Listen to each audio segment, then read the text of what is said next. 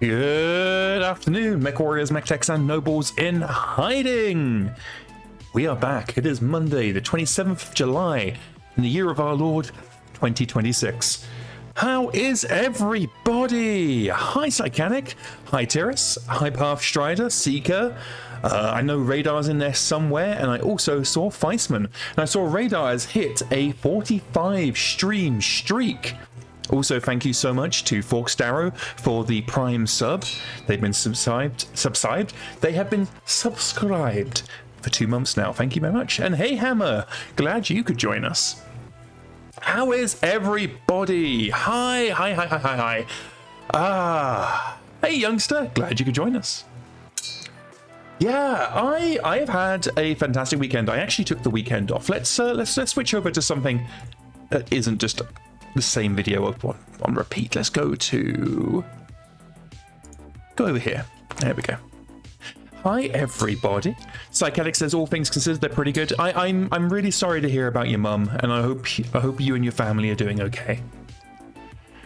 We have some few things to discuss today. First things, we have a teaser coming for an update to clan blood names. That's something that Ham is bringing to the fore as part of the new the new command generator that will replace the old company generator. Seeker 10,000 says, actually, I'm not entirely sure what that's in relation to. Oh, they're talking about the Olympiad Star League Olympics thing. Yeah, whatever. I can't say I'm particularly interested in implementing that. I'll be perfectly honest. A lot of that is just it'd be a lot of effort to put in for something that 5 people will see. Not many people play that early, and those that do, like, there's no guarantee they'd even be interested in getting involved in the Mech Olympics. So it's hard to motivate myself. It'd be cool to have it in, sure, but that is a lot, and I mean a lot of code support for a very, very, very niche thing, an already niche era. Weissman says, "It's still here. Did I play at a local gaming store?" I did. Tara says, "The Olympiad seems more like a fun thing for the event system." That's kind of what I'm thinking too. We definitely wouldn't want to implement the whole ass thing. It'd be incredibly gross to do. So what did I do this weekend? I actually did quite a lot. I decided to take the weekend off for a change. So me and my wife spent Saturday unpacking boxes and trying to continue Operation Move In. We've been here for maybe a month now, and maybe a little bit longer, I don't know. Time is soup, and I am not hungry. But yeah, so we were unboxing some boxes, and we finally found my BattleTech minis. We actually thought they got left behind at the old house, so I was very sad. But no, we have all of my BattleTech minis, and I'm very, very excited for that. Yesterday, I actually went to the local gaming store, a really, really nice place. I won't name it because I don't want to dox myself. But it's a really, really nice place, very queer friendly, which is important to me, of course. And they have a very, very active BattleTech community. I mean, a very active BattleTech community. It was campaign day, so they have an ongoing mercenaries campaign using a slightly adjusted chaos campaign system. And they had, I think we had like maybe 10 people plus the free GMs. So we were split into, let me see, I think it was 3 people per table plus GMs. So that's 6 people. I had 8 players and 3 GMs, and we all had 3,000 BV to field. And yeah, it was a fantastic game.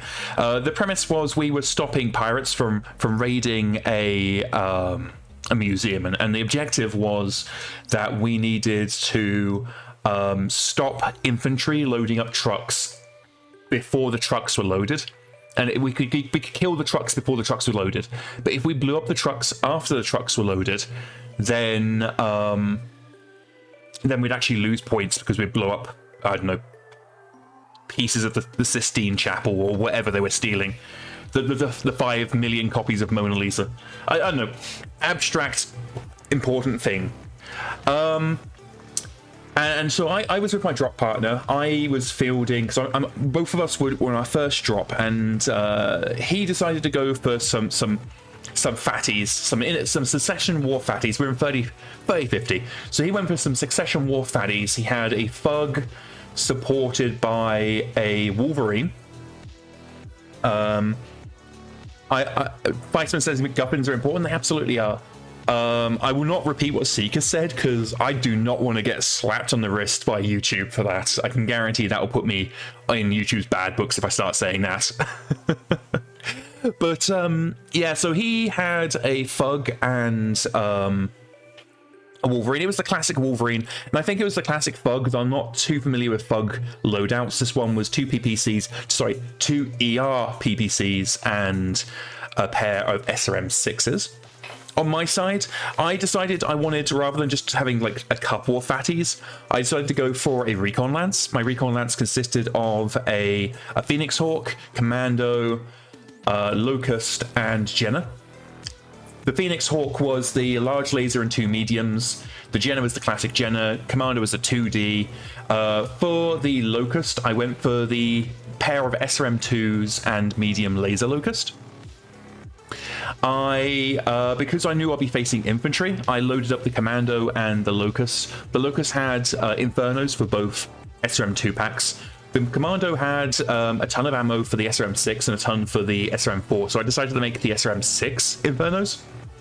And generally, it was short edge to short edge, 2 map cheats deep, and our plan was my drop partner would take the center and the right flank to try and force the op4 to gravitate there, while I would sweep round the left flank and try and get to the infantry and some other stuff. Secret Advance, did you see my questions on your Discord channel? I did, but I saw them after I got back from playing BattleTech all day. My brain was Swiss cheese. I'm aware of your questions. I simply didn't have the brain to deal with them yesterday. And with this being Monday and me taking a weekend off, I've just had a lot to catch up on. But where was I? Oh yeah, so I was meant to sweep into the left flank. The problem was we deployed with the lights on the left and the fatties on center and right. Unfortunately, the Op4 happened to deploy the lights on the right flank, our right flank, and a bunch of really heavy metal on my flank. So they had Sneed's Rifleman and a Centurion with an AC-20 in the center. And then they had a Mercury and a Locust on the right flank, our right flank. And on our left flank, they unfortunately had a classic Marauder and a Splattercat. For anybody unaware of the Splattercat terminology, that is the 5 bazillion SRM6's catapult. And remember, I'm running a light lance. My heaviest mech is the Phoenix Hawk. So having a catapult with, I think, like 5 plus, maybe 4 plus. Anyway, a lot of SRM6's is a very scary thing. So we approached, and I was able to, well, turn 2, the Locust lost its leg to the Centurion. The Centurion just happened to torso twist and just blow the Locust's leg off. Turn 2, not great. But we were able to pound the Marauder with Infernos. Got it really hot. So hot that the Pirate drove it into the 4 SRM6s. Yeah, that sounds all right. But yeah, so the they ended up having to drive their Marauder into a lake that was in the middle of this city environment we're fighting over, and so they were able to cool down. But because I got them so hot, they basically had to spend an entire cooling turn. So they had regular pilots, 4/5s across the board, except their Marauder, which was elite. Both me and my drop partner had all 4/5s except one 3/4 each. And so just being able to shut down that Marauder for an entire turn effectively, like I think they fired 1 medium laser or something dumb like that, was really great. Like that made a massive difference. I got incredibly lucky with the Splattercat in that the only time the Splattercat was able to hit with everything was on the Jenna. and the Jenna just tanked it. It went internals on the arms, but that was the only internals. It was very, very lucky. So we were just, at that point, the catapult, we recognized we weren't able to shut down the Marauder. As it's in the water, it's sinking 24 heat a turn. So we opted instead to turn to our focus onto the catapult, which is running really, really hot. So we just pounded that with Infernos to a point where at the end of one turn, it had over 30 heat. Like after sinking, it still had 20 heat. It didn't explode, but it did shut down. And it shut down on a cliff. So we shut it down in the firing phase. Sorry, the heat phase. We got it really, really hot. And then in the melee phase, we pushed it off a cliff. And then as it hit the ground, it then shut down. So yeah, the Infernos paid for their weight in gold. They really, really did. We won. Our only casualties was a commando that the Marauder, after it recovered from being nearly shut down by Infernos, it just turned its guns and hit the commando with everything and just deleted the commando. There wasn't even scrap metal left. Hey Strazi, glad you're here. And yeah, so it was a whole thing. That commando just got pasted.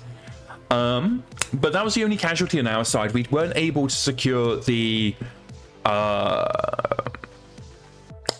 catapult because it just simply we only managed to get it shut down and pushed off a cliff. It would still need to do a bit more damage to put it into force draw when the game ended. The only real casualties on the pirate side was the Centurion that legged the Locust. We actually, on my drop partner, managed to put a PPC, an ER PPC through its face and just removed it. So at the end of the field, we had 1 point of salvage, which was the Centurion, which rather than my mech warrior becoming dispossessed, we agreed that I would claim the salvage for the Centurion. So my Techno, my commando pilot, is now a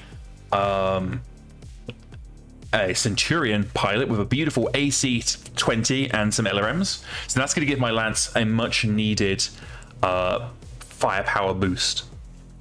But yeah, so that was my weekend. It was fantastic. Everybody was super friendly. I also got invited to join the local historical wargame society, which I will absolutely be doing. I love historical wargaming. So that's gonna keep me busy on the weekends, I suspect.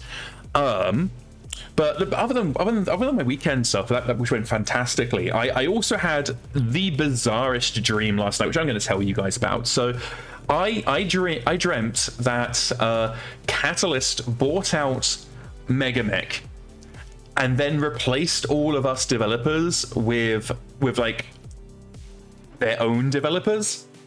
And then those developers would constantly bitching about the quality of our code base, and also cutting out huge chunks of the functionality that you guys enjoyed. And it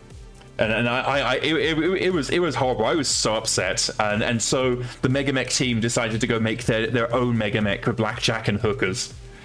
And it was a trip. It was a trip. It's not. That's basically the long and short of the dream. But yeah, so Catalyst bought us out, and we told them to F off. Or I did, at least. I got very angry in the dream. I was very upset.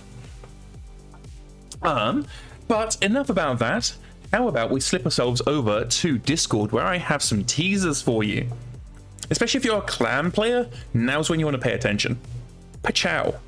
So what you're seeing here is a new tab in the personnel display called Bloodhouse. And here you can see that this character is in Bloodhouse Winters. They got the phenotype elemental, and they haven't yet won a blood name, which is why they only have their first name. So this is information we've had basically in MegaMek, but we've not really exposed it to the player. And if I slip here, we should have a more detailed one.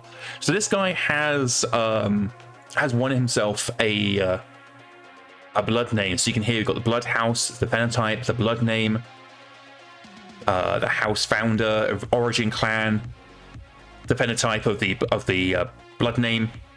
whether it's being actively granted or held, and any history is being recorded for the house.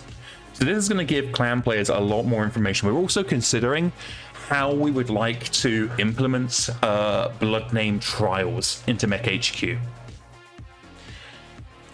So not 100% sure how we're going to do that just yet. And this information is, as you can see, it's a big wall of text. We're probably going to need to break this up a little bit to make it a little bit more legible.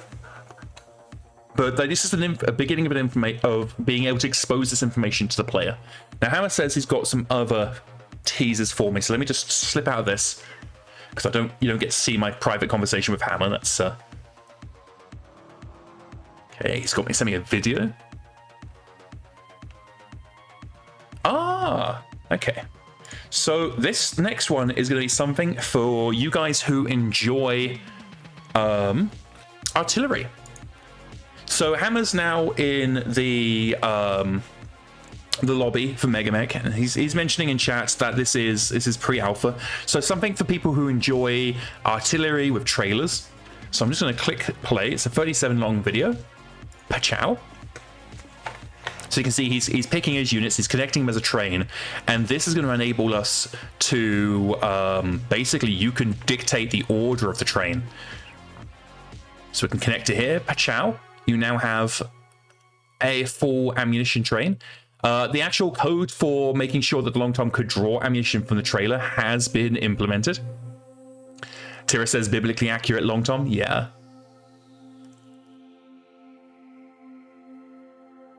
And I see it's immediately putting down the trailer train, so you're not needing to manually place it anymore. And as you saw, let me just see if I can cast this back a little bit.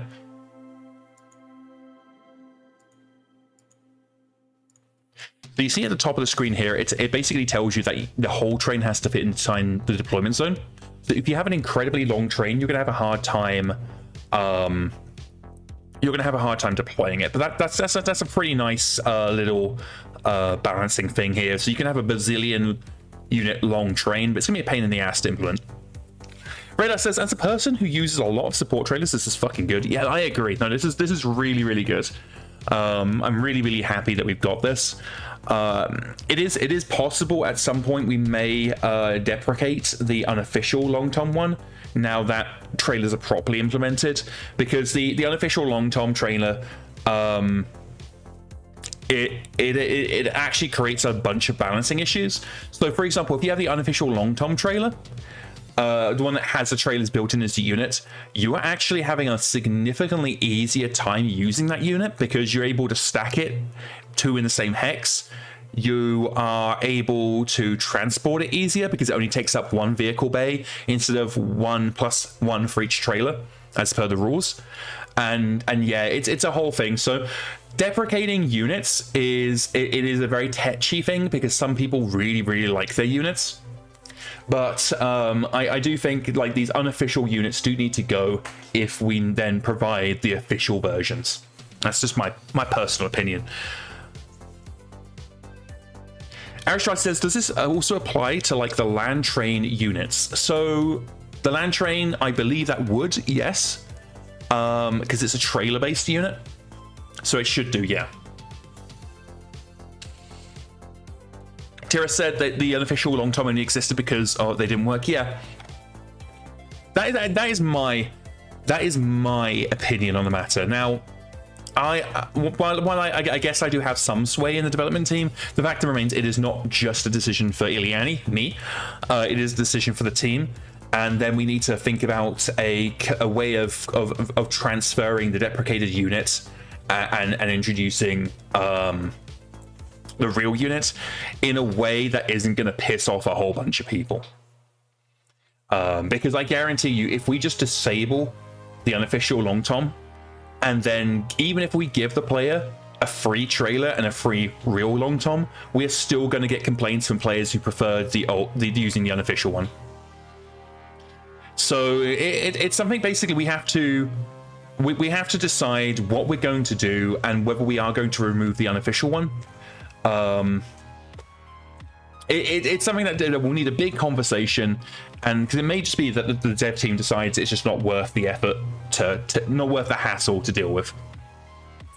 But I personally don't think we should be having unofficial units in the game if we now have the official units that it was only introduced because you couldn't do the official version. That is my stance, and that's what I'll be bringing to the dev team when we discuss it.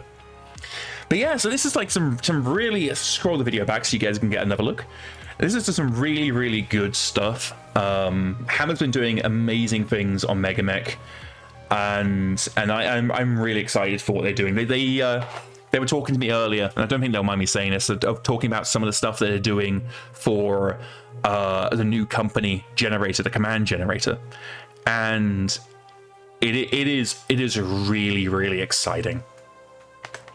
The new command generator is going to have a bunch of bugs and usability issues when it first launches. That you can't release a feature this big without that, but it is going to be a vast improvement. I used it last week. That stream will not get a VOD because the stream itself was a bit of a clusterfuck, but the new functionality, it's going to be very exciting.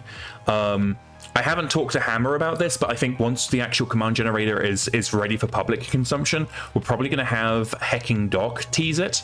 So because we can't have all the teasers just be on my stream, it's kind of shitty. But yeah, Hammer's agreeing. Yeah, we're gonna get MekHQ a chance to show it off on stream, get some attention there, because this is gonna be a massive update. It's gonna be very cool, and we should share the love. And MekHQ does a lot of good things to the community. I want to make sure that they are getting some attention too when it comes to these previews, and also because frankly, previewing everything is exhausting. So we'll let MekHQ carry the weight for a change. Yeah, let's slip over to our placeholder channel now. Today I was going to work on the company generator today, and that was kind of my plan. Tira says, when are we getting proper Megamorph support so I can get rid of the Voltron unofficial? But yeah, I was going to I was going to work on the company generator today, and we may still do that. In the announcement post, I was saying, oh yeah, we're going to work on company generator stuff, But what it occurred to me is there's actually something we really need to talk about, and that may mean that there's not actually going to be any coding done today. This may just be a discussion.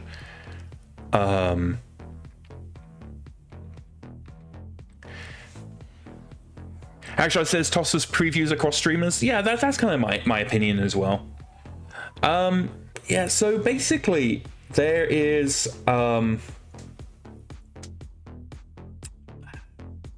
we have an issue, and it is an issue that really needs to be solved before we can move properly on with the contract overhaul project. So a lot of this today is basically just be us reviewing a bunch of PDFs and also discussing the problem. So this is the kind of pre-development chat that I normally have with my assortment of rubber duckies. My rubber duckies, I have a little tiny handheld stuffed Charmander, I have a plastic dinosaur, and I have a little stuffy dinosaur. And then those are my rubber ducks. And I usually have these conversations with my rubber ducks. So what you're going to get today is a glimpse into the development cycle that usually isn't very public. And so let me start with what the problem is. So actually, I'm going to go ahead and close IntelliJ because we don't really need IntelliJ right now. And let's head over to our Chill House soundtrack. The problem is not documentation seeker, but okay. Let me just make sure. Oh, it helps if I click play. There we go. So just sit back and relax. What is the problem that I've encountered? And I don't know why I'm beating around the bush, because it's a very simple issue. I guess what I'm struggling to do is figure out how best to explain the problem. So the problem is reputation, CamOps reputation to be precise. So in 51.01, we are introducing the ability to two very, very important abilities for this conversation. The first is the ability to split your forces, so that you could have, for example, a battalion on Solaris 7, a battalion on Galatea, and a battalion on Farcad. So the first one is creating outposts across the inner sphere. So you can split your forces, have, for example, you might have a home planet where all your dependents live, and then you have your fighting forces going out to do fighty things. So that creates problem A. Okay, we'll put that to a side. What is problem B? Problem B is that we're introducing the ability to have multiple concurrent contracts. That's one of the big things with the contract overhaul project. So, enhancement A, splitting forces. Enhancement B, those split forces being able to have separate contracts. How does that interact with reputation? Well, for starters, campaign operations does not imagine a situation where you are commanding multiple forces in different places. So, how does that relate to issue A? Well, issue A says that that you can split forces. Okay. Should those forces have different reputations? That's a very big and important question. So you have two battalions in different places in the inner sphere. Should those forces have separate reputations? Now, the obvious answer is, and exactly what Seeker 10,000 says, I think so. Yeah, the obvious answer is yes. But then what happens if Battle Group A commits a crime? And that's, say executing prisoners for negative 40 reputation. What happens then? Battle Group A did it, so Battle Group B is completely off scot-free. What happens then if you merge Battle Group A and B together? They go back to their home planet and then merge. What happens to the crime? What happens to the contract victories, which is going to be very important in a second? The other response is no, and this was actually my response was no, they should be general. Fork Dara says, does each regiment of the Wolf Dragoons have a separate reputation? I would say no. And I'd say yes to a degree, but largely no. So if we say that the reputation is the reputation of your entire campaign, and so Battle Group A commits a crime, it reflects on the entire campaign. I think that makes sense. That makes a lot of sense. And so that was generally my response. Psycho Monkey wanted to split them. I was very adamant that we should not, because it's going to create a bunch of problems. Tira says that Zeta Battalion and Black Widow Company technically do. Yeah.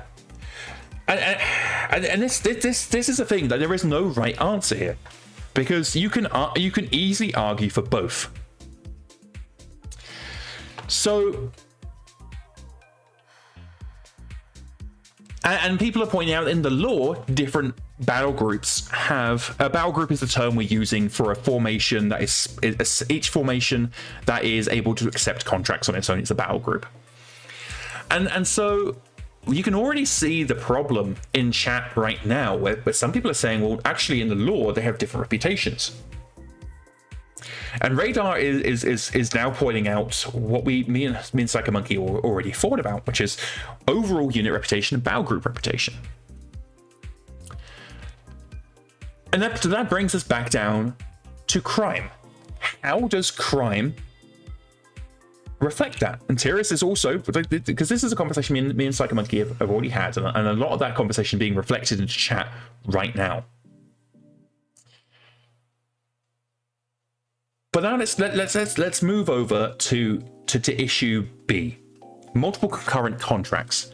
So if we say, for example, that each formation has its own reputation, ignoring the ability to just disband the battle group and get out of all crimes ever,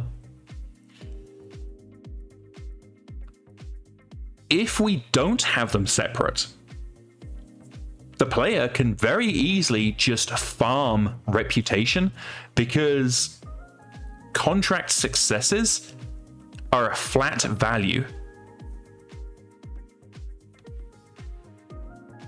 So if you have your campaign split into 3 battle groups, suddenly you are gaining contract successes at 3 times the rate you would if you were only having a single contract, a single battle group.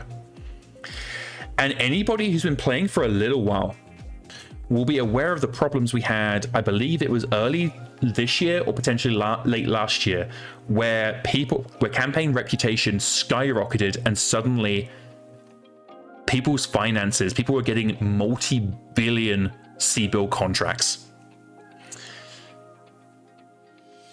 If you are suddenly able to progress your contract 3 times,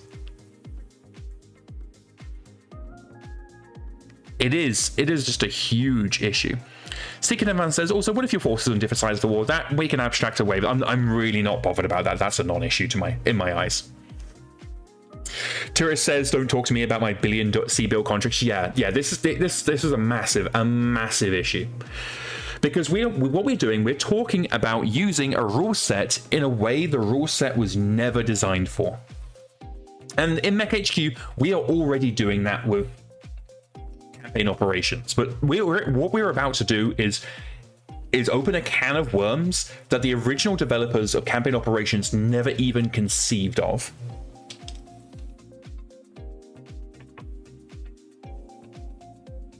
So how do we play that? What do we do? People have been suggesting that we have some reputation. There we go. Some reputation attributes be global, some be local. I think that's a great idea. But here's the problem. What values should be global, which should be local? Someone suggested experience, I believe they said, for local. They're local. Okay, that makes sense. But what about victories? Or presumably those would be local. And we very quickly go down the pipeline, and we end up with every battle group having its own reputation. So that's something we can actually very relatively easily do. But here's the issue. What happens when that battle group disbands? And this is something I keep coming back to because it's a very, very big issue.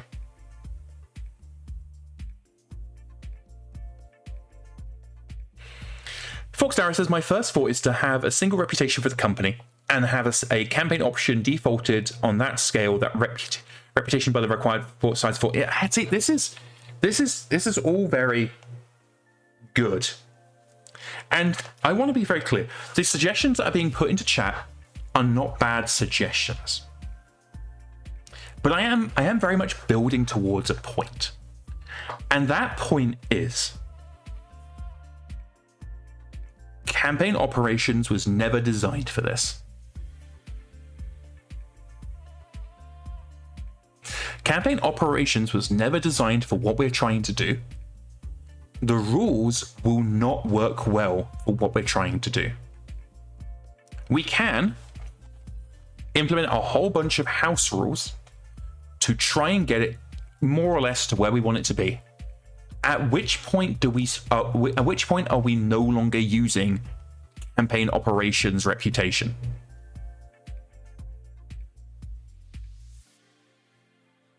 At what point have we implemented so many house rules to bend the system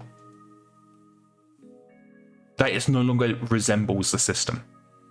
Sadira says, so we move away from the reputation as campaign ops specified entirely and overhauled system. That's kind of where I'm angling. And so what I've done is I bought a whole bunch of PDFs. And what we're going to do is we're going to go through some of these PDFs that I've purchased. And we're going to see whether there's anything we can steal from older manuals and some of the more recent stuff. Secret Imbalances, I think you already have with advanced medical and scouting. Yeah, no, so us moving away, like introducing a whole bunch of house rules and stuff, that isn't a problem.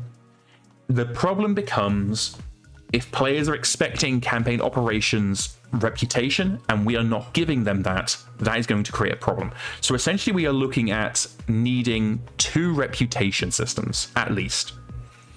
A campaign operations one and a MekHQ one. And right now, I don't have a firm idea of what that system would look like. So Raider says a flag for campaign operations. So for how we specify which system is used is that's a non-issue. Like that's super easy. But before we can move into some kind of new reputation system, it behooves us to have a look at what the old reputation systems looked like and see if there's anything we can, well, steal. The other problem is that reputation directly impacts contract pay. And so if we are going to use campaign operations way of determining contract pay, which we really should, then we are kind of locked into campaign operations reputation. Hammer says Hinterlands has the modified reputation rules for chaos campaigns. Actually, I think I have Hinterlands right next to me. If I don't, I do have Draconis Reach. Draconis Reach. So let's have a look. Blah blah blah.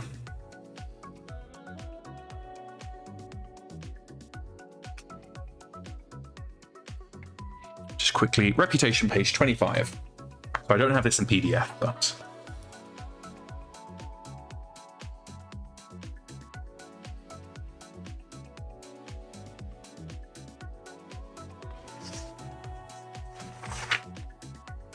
yeah, wow, it is basically half a page. That's not particularly helpful.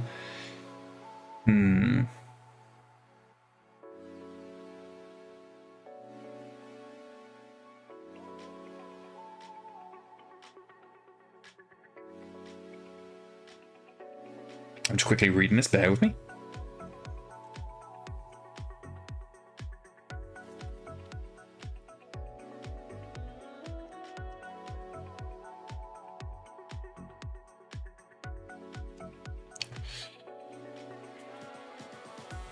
Hammer says it pushes heavily into the negotiation system. Let me see. I do apologize. I didn't. It never twigged to me that reputation would impact negotiation.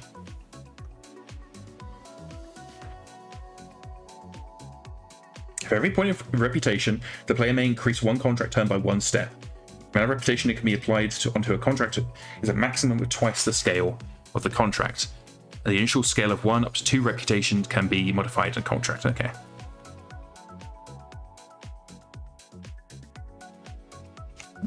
Okay.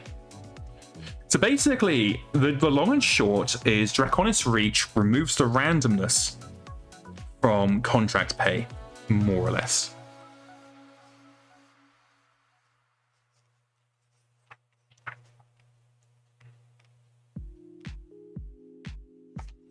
Is there not a random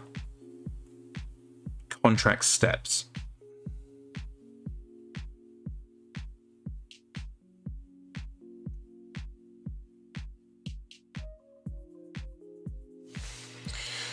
Give me 2 seconds. I'm just trying to work out how you... if anybody knows, by the way, post in chat. Well, basically, let me... If anybody knows how you randomize contracts, that would be fan-fiddly-tastic. Because I'm seeing contract steps, but I'm not seeing how to randomize.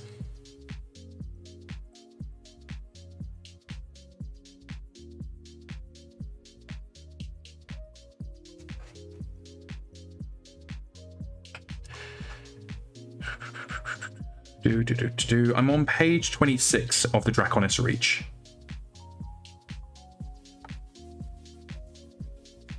The contract will have a default payment and support terms.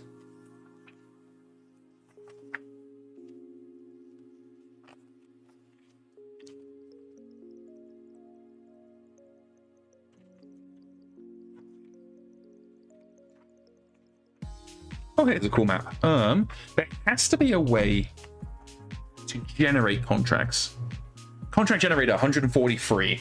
Let's have a look here, because this actually looks very close to what we want, if I'm being perfectly honest here. So contract type, employer.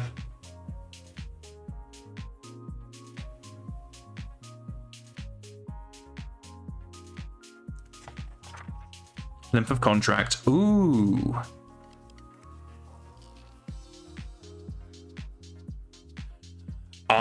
Okay, gang, I had a whole thing planned here. I think we're just gonna move to Draconis Reach system, honestly, because this is fucking sick. This is really, really good.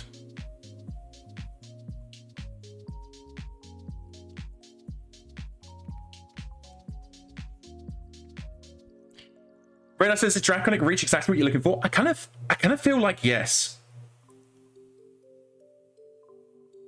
Hammer says, "It'll be my vote and it's been heavily play tested and has lots of feedback."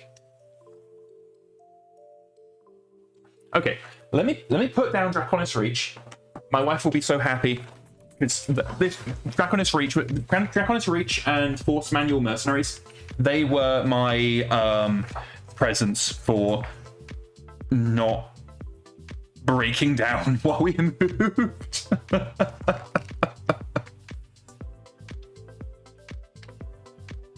I'm just having a look to see if the Force Manual Mercenaries has anything for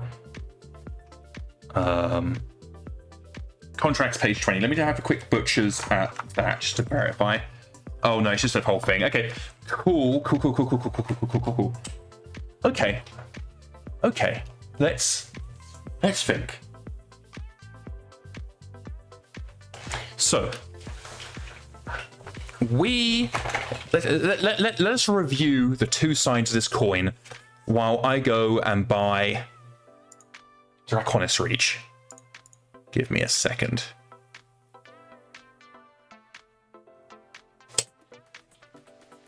How does it differ from the current system? It's very, very different. It's a significantly more simplified system, which I think is actually better because it makes it easier for players to follow, honestly.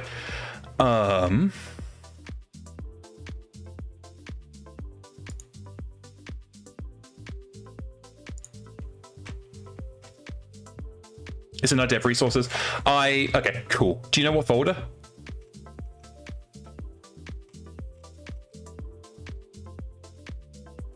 Hammer is amazing and gets us all PDFs for the new stuff.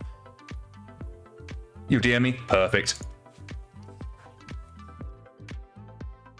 Give me 2 six gangs.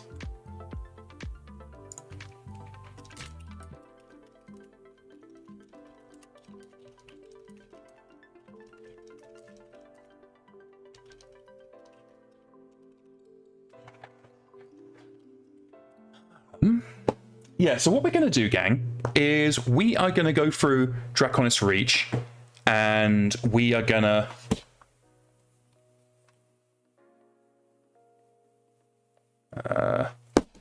Oh, my Discord is lagging behind. I'm getting messages on my phone that haven't turned up in Discord. Either way, I'm good. So what we're going to do is let's start by considering what are the benefits of moving towards Draconis Reach. So actually, let me consider a different angle. Okay, so Draconis Reach I've now acquired. What would be the bad things about moving from campaign operations? So first of all, we would need to set up campaign operations in such a way that we would have concurrent reputation systems. So you not concurrent, but like the player could choose. So I want to be on campaign operations, or do I want to be on Draconis Reach? Because what we can't do is just get rid of campaign operations reputation, because there are some people who prefer that. Or can we?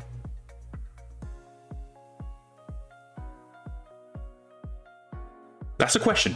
Can we just get rid of campaign operations? Hammer says we can. And then just move towards Hotspots Draconis Reach. So the benefit of moving to Hotspots Draconis Reach is it is having seen a lot of the feedback for Chaos Campaign, it is a significantly more liked system. It is easier to follow, there's less math involved, and because there's less math involved, there's a lot fewer, how should we say, annoyances.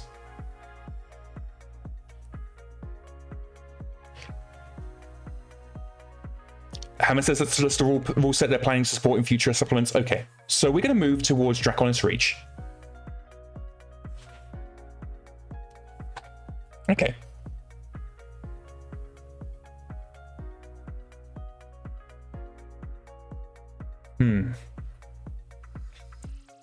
All right, so that brings us back. Oh, sorry guys, just smashing my keyboard.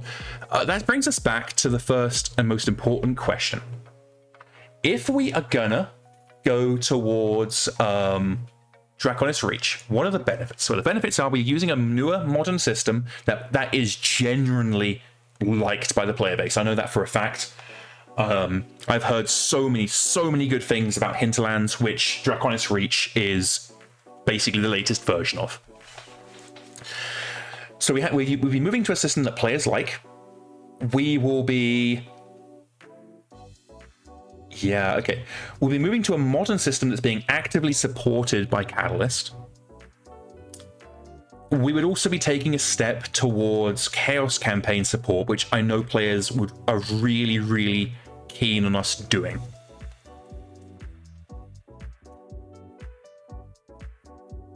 I could do Chaos Campaign support in 51.02, honestly.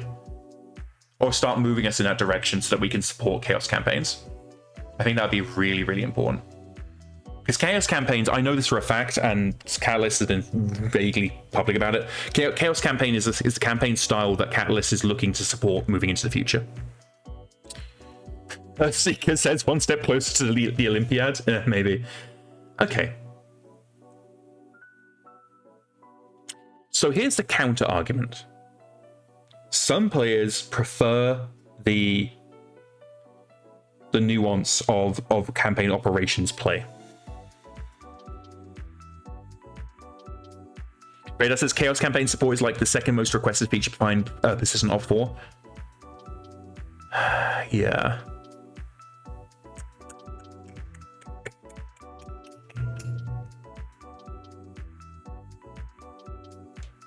Okay. Because this is something I've actually been quite public about over the years. I love that campaign operations exists. I do not love any of the rules in campaign operations. And there is not a single rule in campaign operations I'll be like, oh yeah, no, man, I'll be so sad if that goes. Because even the good rules are kind of sketchy, honestly.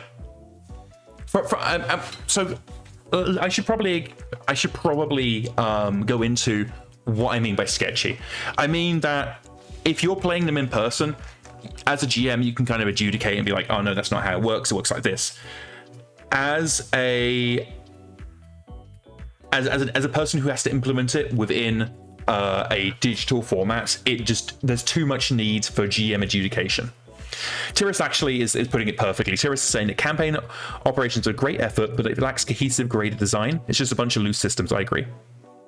Cardboard Tech says, oh, are you all considering implementing Chaos Campaigns / hotspots? That's exciting. I messed around with MekHQ campaigns a little, even using the simplified systems. I find it a little too overwhelming. MekHQ is very, very overwhelming. But here's the thing. Do we just go ahead and figure out a way to implement hotspots Draconis Reach? I think we can do that. Maybe not in a sense that everything is automated, but like repairing, right click on the unit, hit spend SP to repair. Done. That can be done. Secret Invan says, I feel like it would give a good excuse to rewrite the scenario generation. That's that's the more I'm looking at the contract overhaul project, the more I'm realizing that scenario generation overhaul is very, very needed. So I've actually already got the green light from PsychoMonkey. So I sometimes refer to myself as one of the lead developers on MekHQ. I'm probably in all sense, I'm probably the lead developer on MekHQ. And but PsychoMonkey does a lot of really big and important things. So rather than us getting in each other's way, I tend to say to PsychoMonkey a lot of the time, hey, I'd like to do thing. And PsychoMonkey says, okay, that works with my plans.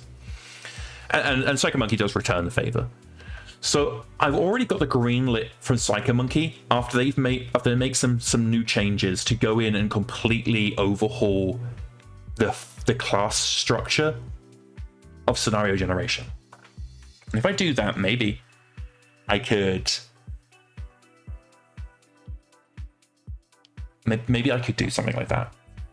Or hotspots Draconis Reach. As part of the contract overhaul projects, there is not going to be a better time than to do it now. So how about the more I talk about this, and like I said earlier, this is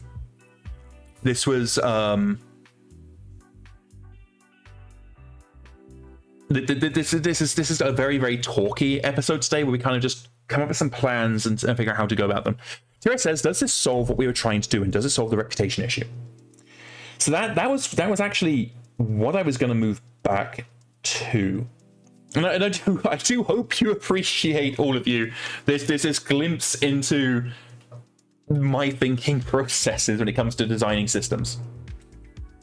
It is a lot of talking to myself and talking to my various stuffed animals, well, dinosaurs and Charmander specifically, and trying to chew over the various facets of the system, try and see it from every possible side. Raider says they like that it including us. I think it's a very personal journey, but when you're kind of coming to a conclusion about a system, but I think it's a very personal journey. I think it's a very interesting journey. At least me as a games developer, I personally find thinking over these things to be very interesting. Kira says I qualify as a stuffed animal in certain contexts. So let's think. Does this solve our problem? Hammer says it does tackle the reputation issue, as it decouples reputation from direct impact to pay. It does, to a point.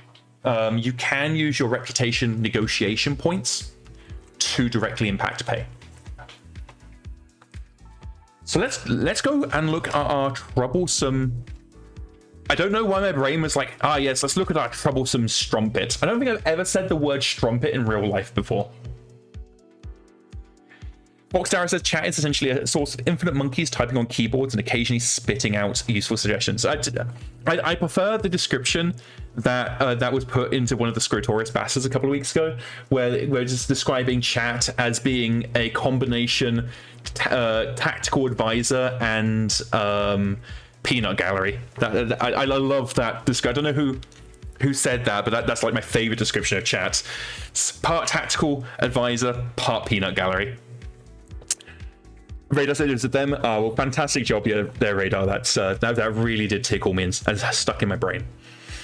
So let's go back to what my brain is determined to call a troublesome strumpet. And that is the issue of you have your campaign and you decide to split them into Battle Group A, Battle Group B. Secret Fan says, but it doesn't stop their exponential rep growth. That's something we'll come back to. That's something we'll come back to, because that is a definite issue. So we come back to, you have Battle Group A, you have Battle Group B. And Battle Group A does something naughty. And you're like, well, if I disband Battle Group A, I can get out of being naughty. And so you disband Battle Group A. Should that negative reputation go away? Here's what I'm thinking. And I'm just going to voice it.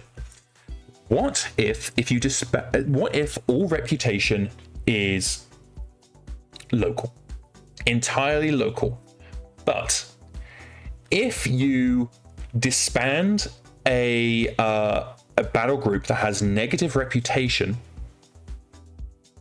that negative reputation hits all other battle groups.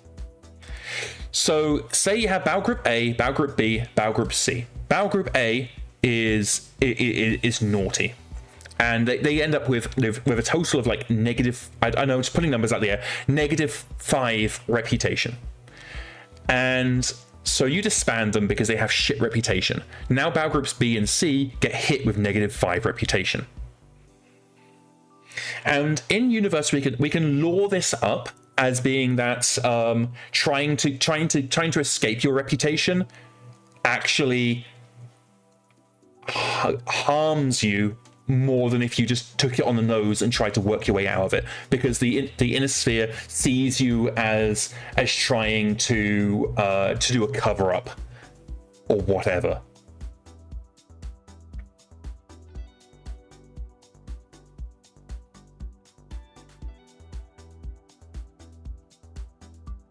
Hammer says this only works with MekHQ with the power of computing. People of the unit get the rep of the unit. I disband the unit, those peeps take the rep with them. Open the door for hiring people and considering a rep. I've seen this actually suggested a couple of times. Like Seeker 10,000, a couple of messages have also suggested this. Let's consider.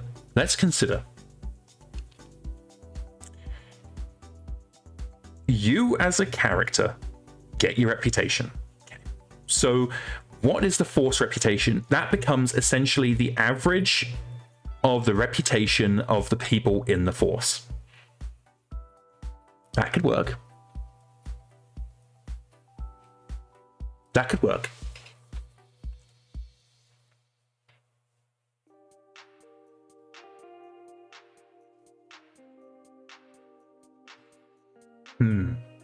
The reason why this works is specifically because of how simplified reputation is in Draconis Reach. If we Seeker 10,000 is already I see chat is I can see your cogs are working in the same way mine are. So if we do this, and it only works because of how simplified reputation is in Draconis Reach. Because if we were having to do all the calculations that campaign operations reputation does, your computers would catch fire.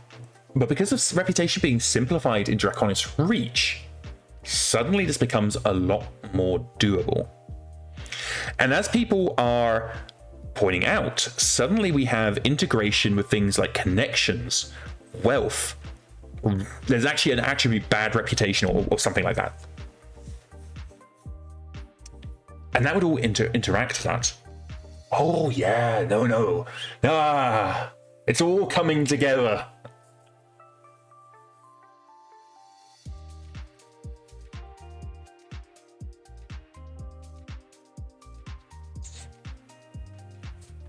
Yeah, no, this is good. Runaway reputation. Let's have a look. So I'm gonna head back into reputation. It was page 25 or something like that. Here we go. So we're back in Draconis Reach, page 25. In fact, actually, let me just bring it up on screen. I don't think Catalyst would mind. Give me 2 seconds. Hammer says also fun for players to create a Dirty Dozen kind of unit. Yeah, so this is also kind of where I'm thinking as well. What if you have a force that is basically becomes your penile company? Give me 2 seconds just to switch you over. There we go. So we're going to head over to Draconis Reach. Now, I would normally not do this on camera, but I don't think Catalyst will mind too much because if anything, I'm advertising the book. So let's scoot down. We want to go to Reputation. Is it hyperlinked? Okay, no, it's not. That's fine.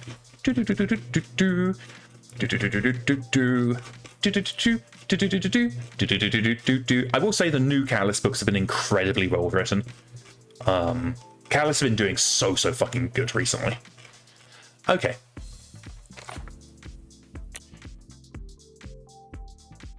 Sarah says, also fun if some personnel that were once pirates kept some kind of malice of being ex-pirates. Yeah.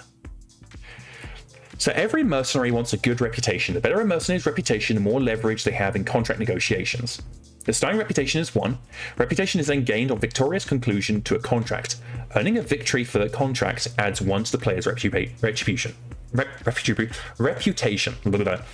Some actions from a mercenary may lower reputation, breaking the contract, leaving the contract location before its end, or just refusing to even attempt the objectives. Interesting.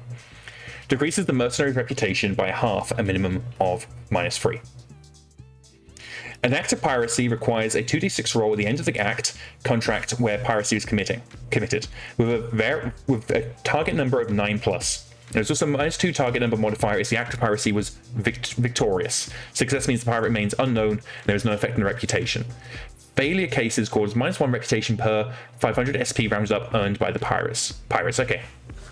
Now, it's worth noting that SP is we would need to translate SP to C bills, but we can do that. Unauthorized destruction of buildings can also cause loss of reputation. We're not going to bother with that because that'd be a fucking nightmare.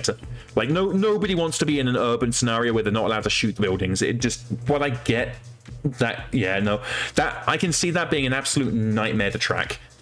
The mercenary destroys more than twice as many buildings, not stipulated by objective I destroyed, the company loses. Okay, so we're not going to worry about that.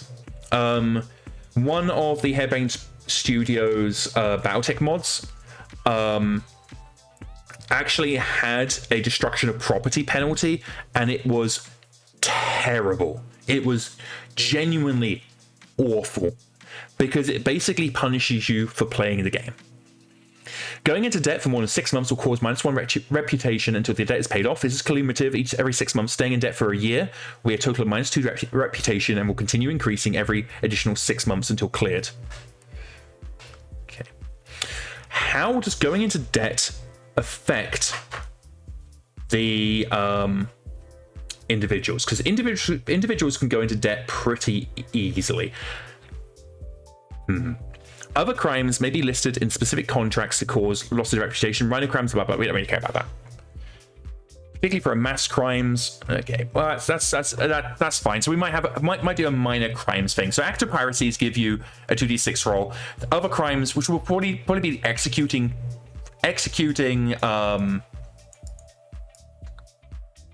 prisoners of war. I think that's what we're probably going to cover on minor crimes.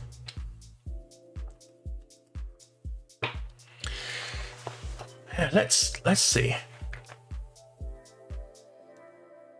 Yeah, I think this could work. This is incredibly simple.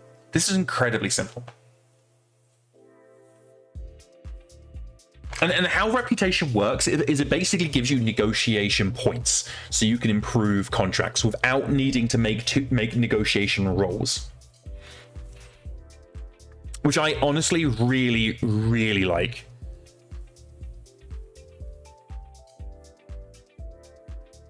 Okay, let us switch next to the page where we actually have the contract generated, because I think we're going to need to put a cap on reputation and some kind of degrading reputation. So let me just scootle over there. It's around here somewhere. I think it's like 120 something. Ooh, too far. I would love to implement command complications. Okay, here we are. So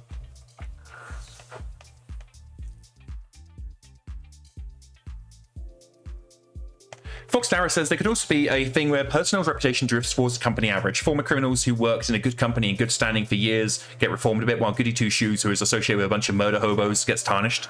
I like that.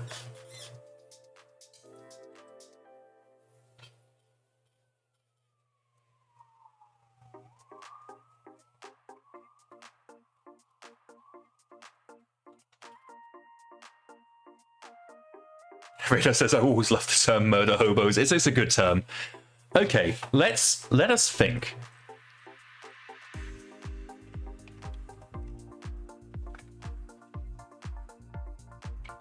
Say we're I think what I'm going to need to do is we will have to put a cap in, both negative and positive.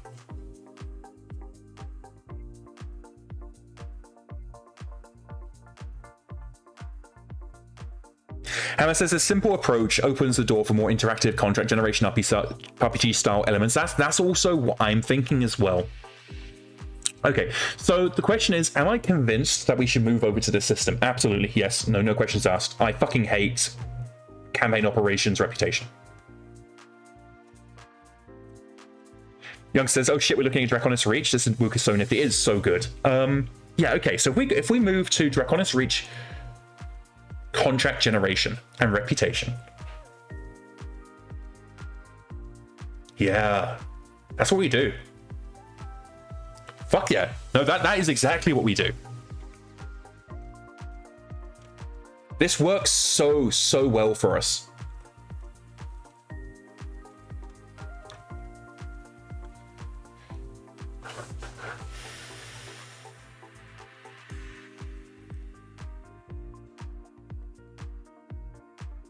The only issue is that this is not covering pirate campaigns. So we need to do something for pirate campaigns. Hammer says, can't believe, glad I remembered it, and I can't believe you and I have never talked about it. Yeah, honestly, this is surprising me. But I think it's also because I until this weekend, I had never played in Chaos campaign. And also, Salvage doesn't allow for 100%. It does. You need to spend points to get it, but it does. Yeah, so it'd be 40% on a 12. So you would need to spend a bunch of points to get to 100. Fox Arrow says maybe pirates use inverted reputation. The worse you are, the better it is. Potentially. Potentially.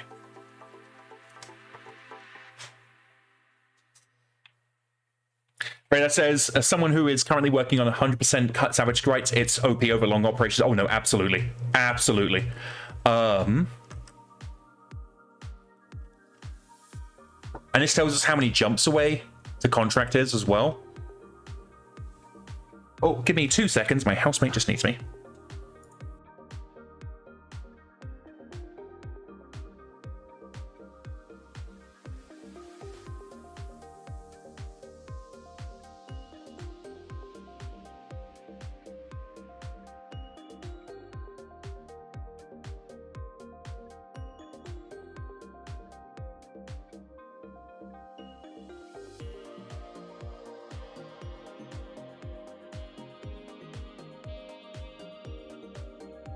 And I am back.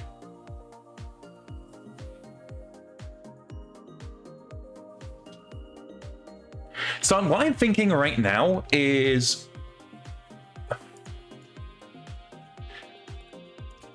because 10 successful, I don't know why I'm selecting and deselecting this, 10 successful contracts is going to give you 10 negotiation points.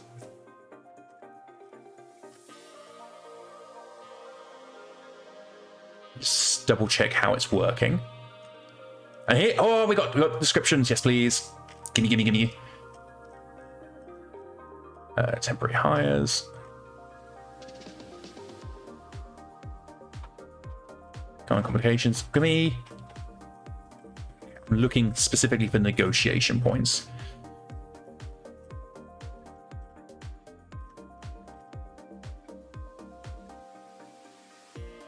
Okay, so we need to go back to the earlier page to double check that. That was page 25.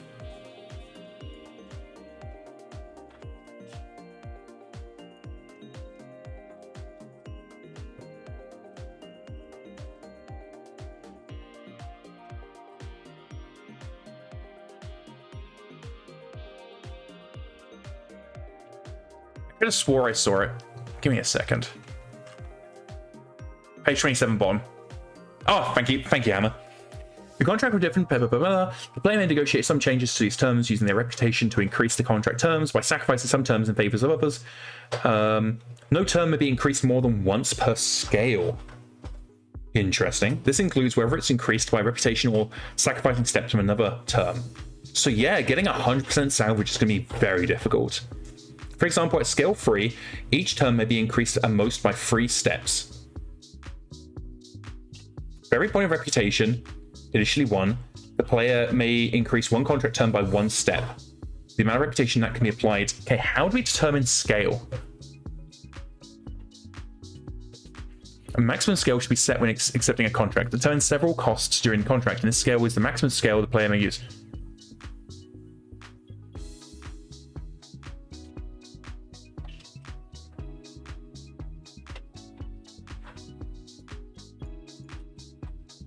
Okay, but how do we determine scale?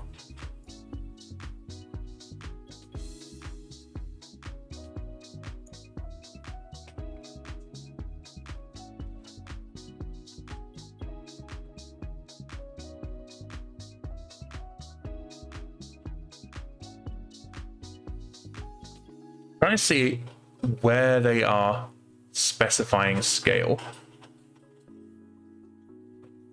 based on track size. All right, next question. Where are the rules for track size?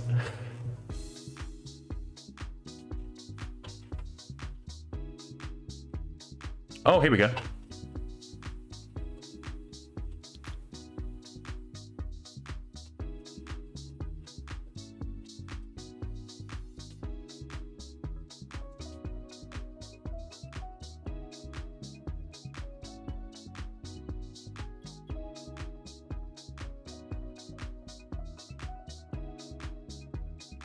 Players should agree on a scale to play the track. Both players should use the same scale and the limits number of units and battle value or points value for the alpha strike, which the players may bring to a track. This track scale is used to determine combat pay for the track.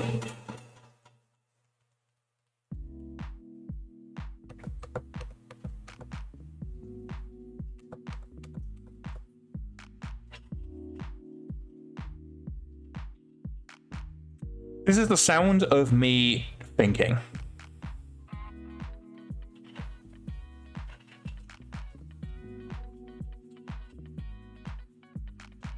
Scale is actually the size of your company. Scale determines maintenance costs, transportation costs, Okay, how do you determine? So I'm getting conflicting information. Do you have a page reference for me?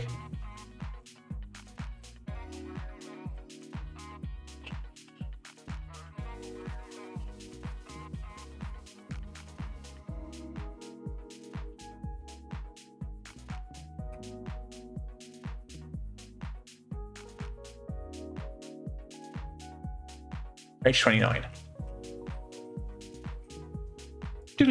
Back to here we are, 25. Players should agree on scale to play the track. Both players at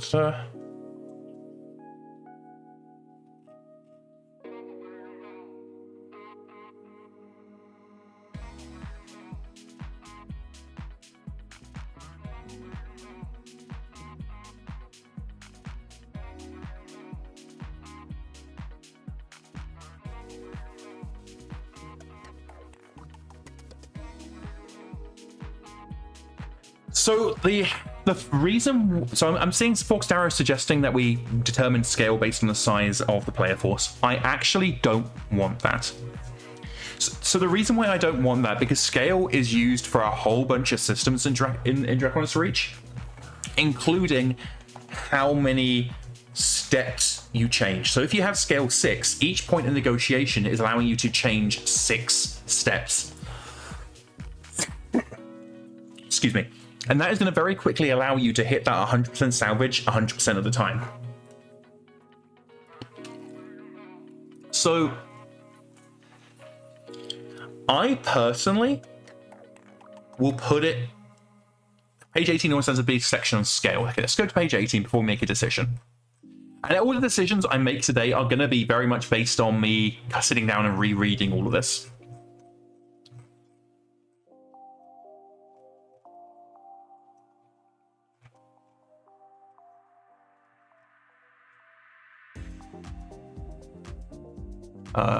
Page 18. As you progress in your mercenary campaign, you may want to take bigger contracts and field larger forces in battle. We measure these as the contract scale and the track scale. Your initial scale for both is scale 1. Note that as you gain or lose units from your force, each track you are still limited to 3000 BV at scale 1. To use more units, more BV in a track, you must increase your scale. Additional units are useful even without a scale.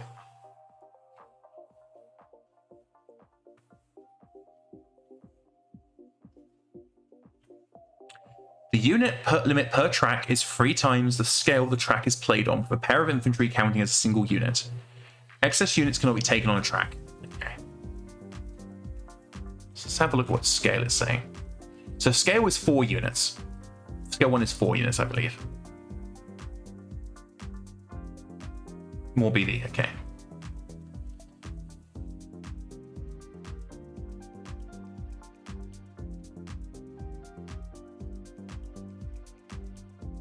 This is the sound of my brain clunking its way through the process.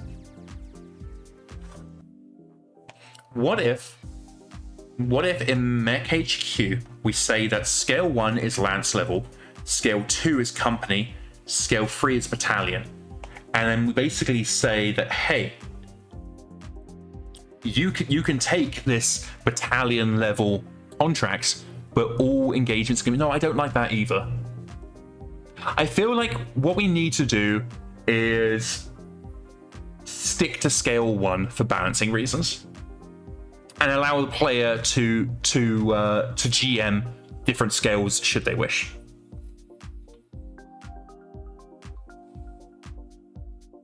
Because the thing is, the thing is, like, the more BV, the bigger contracts you're fielding, the more salvage you're getting, the higher you're likely to have 100% salvage. And what it ends up doing is just creating this really bad snowball effect.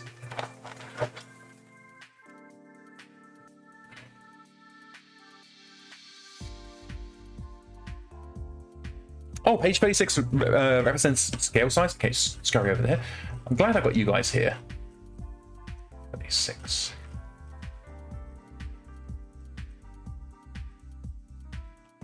Okay.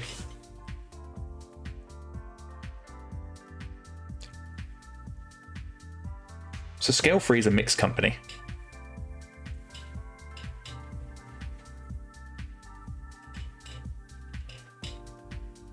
Okay. Scale 1 is quite small. And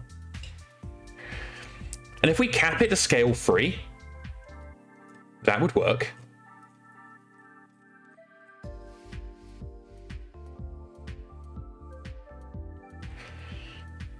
Contract battle value limit, track battle value limit, BSP.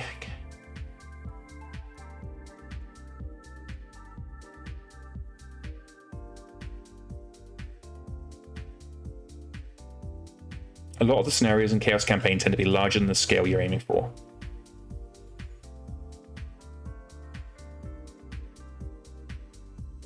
We have to factor most of our players are running battalion or regimental size. Yeah.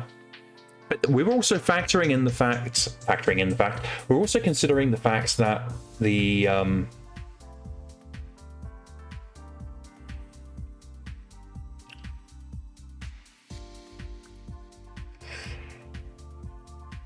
we're also introducing the ability to split your forces. So if scale 3 is a mixed company, there's no other scales beyond mixed company. And that is your 9 units.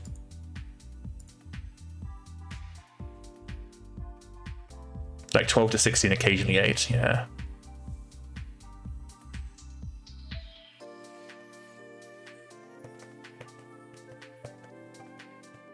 We can do a soft cap, though. We can say, okay, you can go up to scale 3, but anything beyond scale 3, there are bigger scales just not in this book. We just have to run the math to come up with our own version of the table.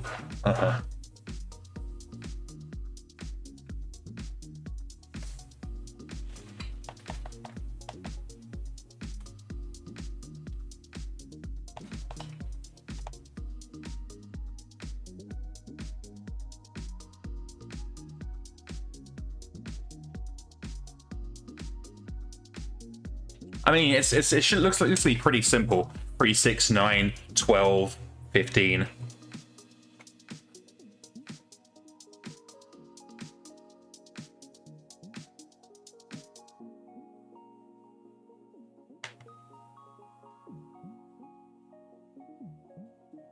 I mean, you can also kind of figure that essentially scale is equal to lances if you're looking at it here. 1 lance, a lance of mechs and support 2 lances. 3 is your mixed company, that's 3 lances.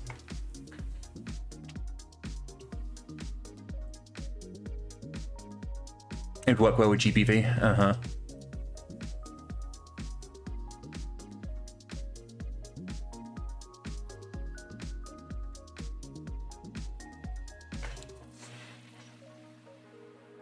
Yeah, typically just take the base number at scale 1 and multiply by the scale. Okay. So 4 would be 12. 5 would be 15. Will this work well for very large player campaigns is the question. And if it doesn't, is that okay? I personally, I am okay with players not having these massive forces that in the universe are unsustainable or not sustainable normally, and having to work within the limitations of their massive forces. Because I personally, and this is a very personal opinion, which means other people can and probably should disagree, but personally I think that players have had too many systems built around allowing them to escalate to a point where the escalation is normal. And as Seeker points out, we're introducing the ability for a big campaign to break their forces, so I don't think this is an issue. I think we'd want to go up to battalion. I think, but even then, so scale, so let's go with scale 3.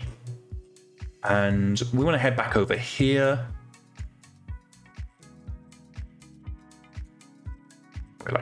There we go. So scale 3.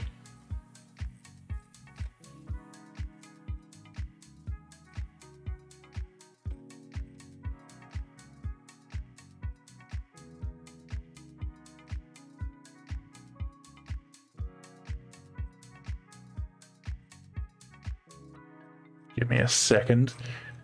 Trying to find the contract negotiations.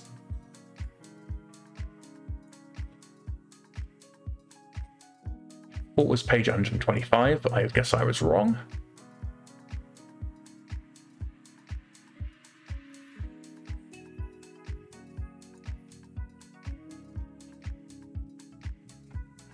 Give me a second.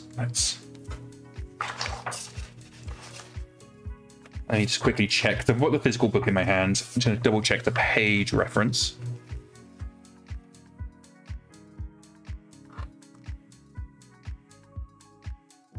Negotiating contract is 27. Let me just double check the rules first. So page 27.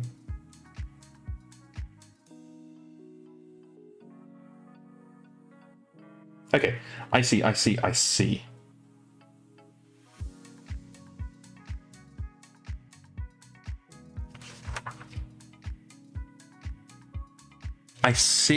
So scale is actually putting a hard limit on... Okay, so let me jump us back to page 27, because I'm realizing a lot of my concerns are actually unfounded, because this book is actually well written. So let me just go back to page 27. I want to read out what it says regarding negotiating a contract, because I've misunderstood. The contract will have a default payment and support terms. And the player may negotiate some changes to these terms using the reputation to increase the contract terms, or by sacrificing some terms in favor of the others. No term may be increased more than once per scale. So if you have scale 3, you can increase a single term 3 times. Doesn't matter how you're increasing it, you can increase it 3 times. For every point of reputation, you may increase 1 contract term by 1. So if you wanted to bump, if you were at scale 3 and you wanted to bump salvage by 3 steps, you would have to have 3 reputation to bump it. The amount of reputation to be applied to a contract is so you've got a maximum of 6. If you're at scale 3, you have a maximum of 6 reputation that can actually affect you. So if you've got 10 bazillion reputation, it doesn't matter. You can still only increase the contract by 6 steps total. and each individual term can only be increased by 3 steps maximum. That works. Some scale stuff is on page 36. Let's just go scurry over there.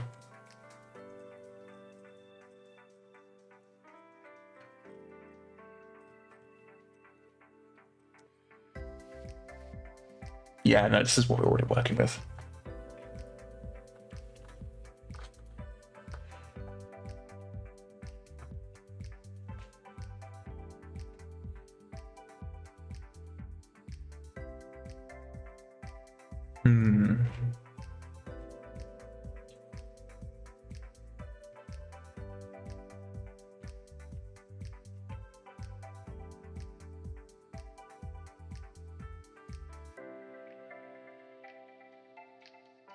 What are the salvage rules in this book like? I'm not gonna touch on that. I don't wanna even think about that yet. I suppose we're right here. So let's see.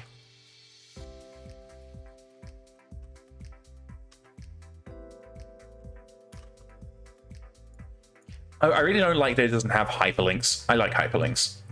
Salvage, page 31.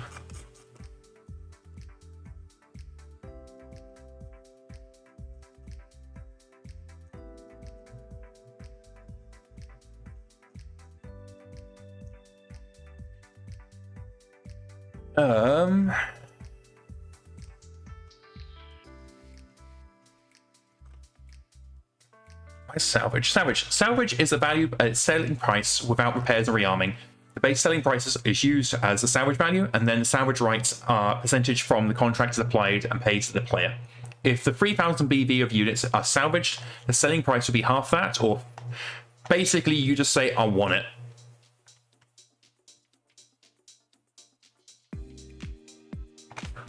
Yeah, this works.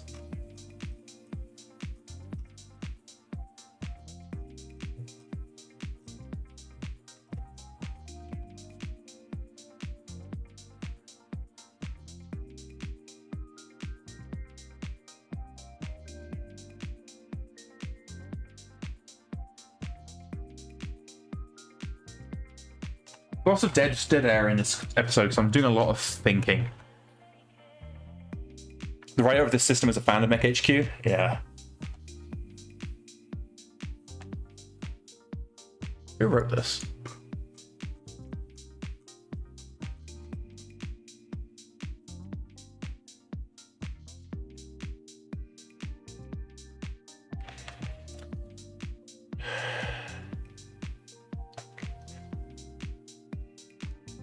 Just trying to think.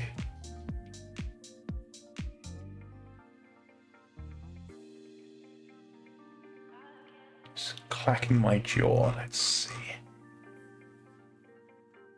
Okay, so let's go back to what. Okay, let's go back to what I was actually looking for. Give me 2 seconds. Where is contracts? Generating contract. Gimme.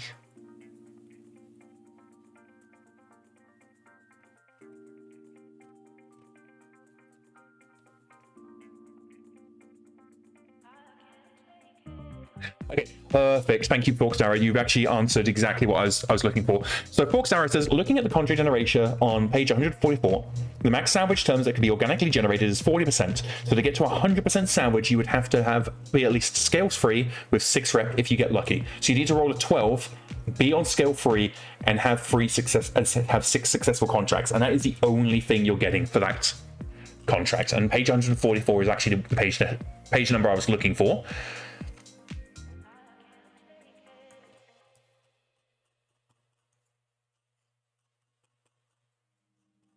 It's late than I thought.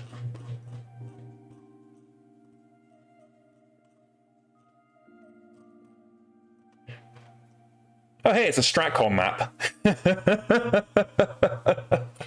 I know this isn't literally a Stratcon map, but it's with the updates to how Stratcon map generation works. This is basically how it. This could easily be a Stratcon map now. Okay. So here is one of the things I really like. BattleTech, did that include adjustments based on employer? No, it didn't. But here's what I really like. Raid, 3 months. Expedition, 3 months. Garrison, 6 months. Invasion, 6 months. None of these are multi-year. These are all short in-out contracts, and I really, really like that.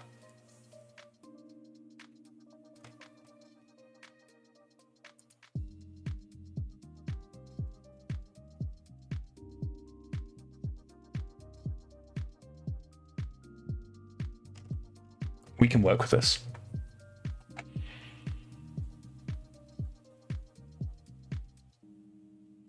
Radar says having a contract that lasts a year can be get boring. Yeah, no, I absolutely agree.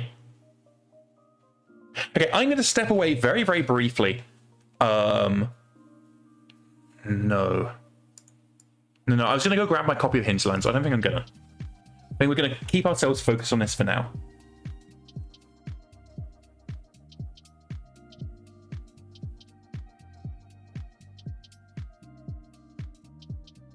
The +4 steps isn't a +4 to roll, but the number of steps up from whatever you rolled. Oh, I see. So let's go to salvage. That's what people really care about. So you roll 40%, and you get civilian organization. It's +4 steps. So you rolled 7.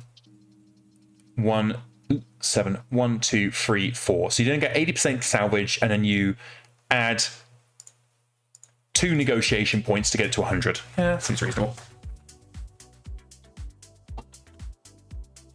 And what we could easily do is add a campaign option, and I'm probably going to do this, to change these 10% steps to 5%. So it'll be 5, 10, 15, 20, 25, 30, so on. So maximum salvage rate at 50%. I'll definitely add a campaign option to that, because salvage percentage is the biggest snowball mechanic in the game.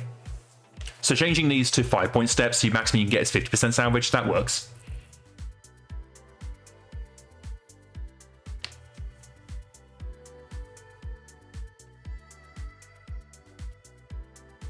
This system works. We can work with this.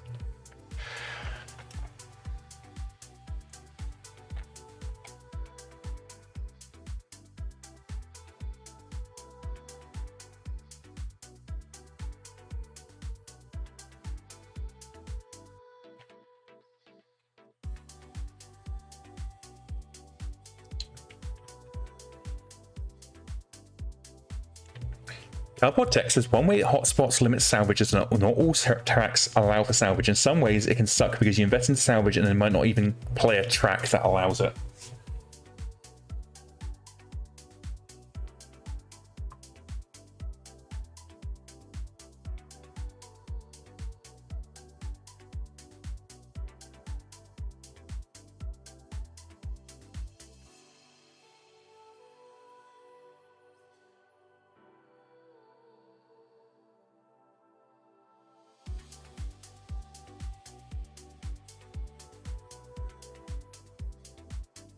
BattleTech says, for example, you're playing a recon track because you're going in and out, and even if you take the field, you're not allowed to claim salvage.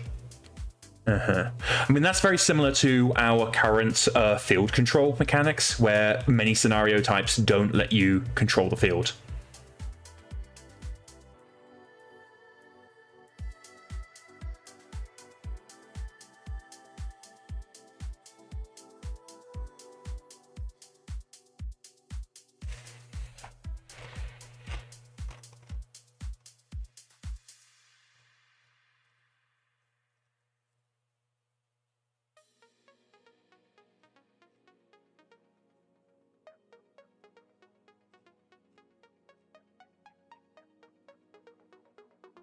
New poll is up. Oh, let me go have a look at the new magical poll Hammer has done.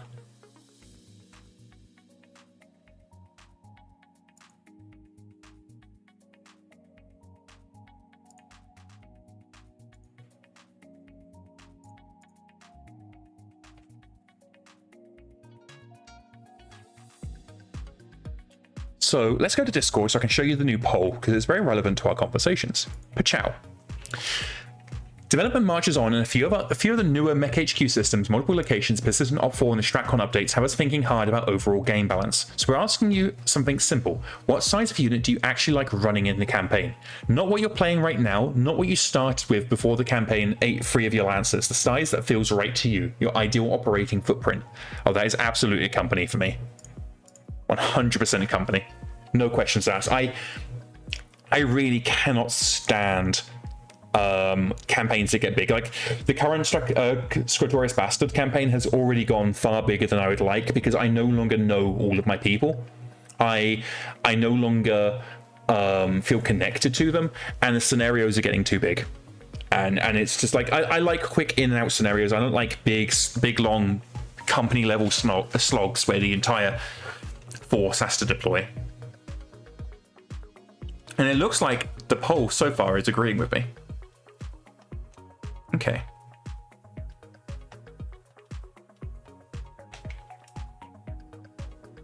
All right. Let's think. That is a very interesting poll, Hammer. Thank you for putting that up. Also seeing what Hammer's DMing me.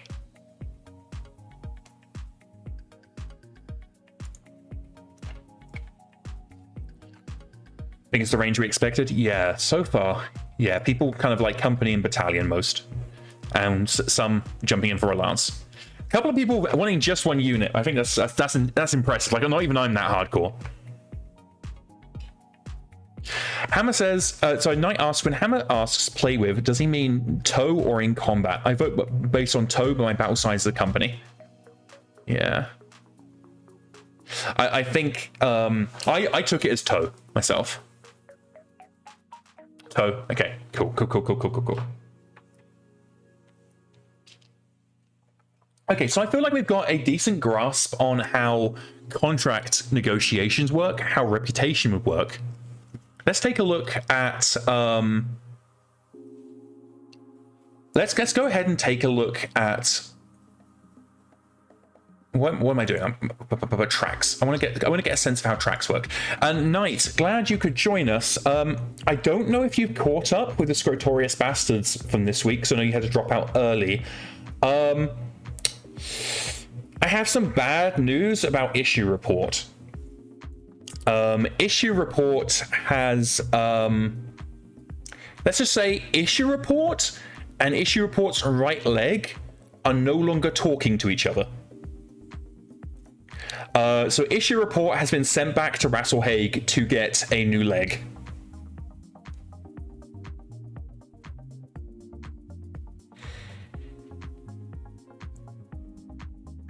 Seeker 10,000 recommends making a new one for toe, making one for toe, which we've already got, and one for battle size. Actually, that actually could be a really good idea. Tira says, yeah, no, Knight spent some bits to adopt a character in the Scritorious Bastards, and they got called Issue Report. Yeah, let's have a look at tracks. Does anybody have a page reference for me for determining tracks and the rules for tracks to save me having to hunt for it? Let's see. Tracks. Oh, 29. Yeah, that's easy enough.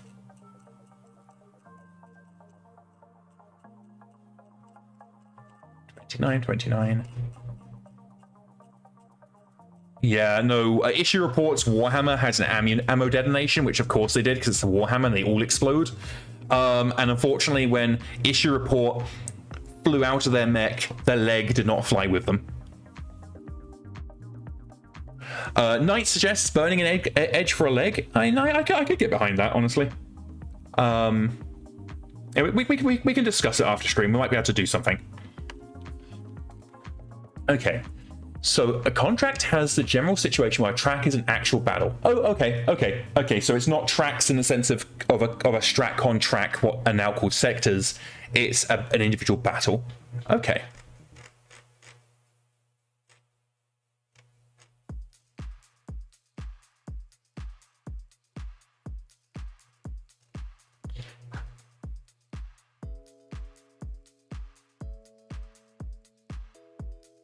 Okay.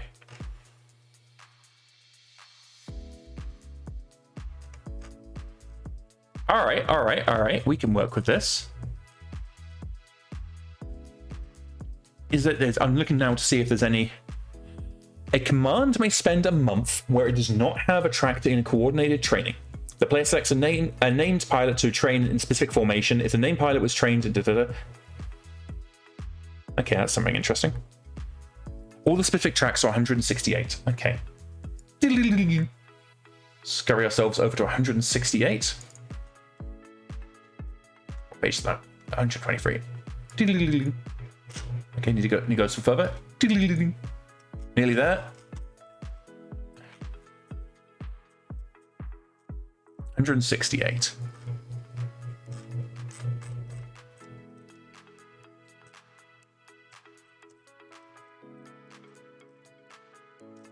Okay, so these are the scenario types.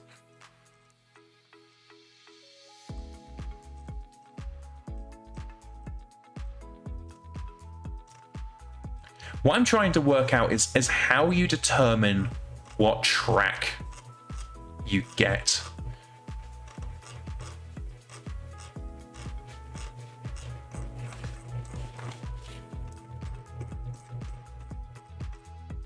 Random track table based on contract type on 148. Tracks per contract. Okay, so I see. I've just scrolled past it. Typical. Thank you, BattleTech. You're being invaluable today, and I really appreciate you. 1 second. 1 second. Facility types. Interesting.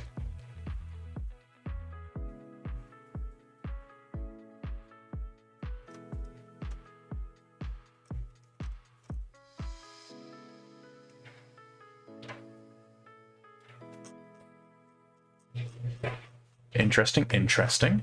So let's see. Track generation.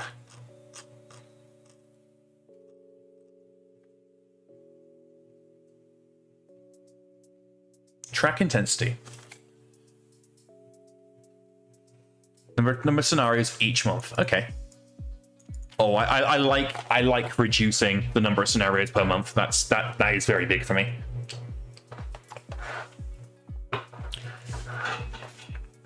I like that, because that would significantly, and I mean significantly, reduce salvage. And we could easily add a campaign option to up the intensity.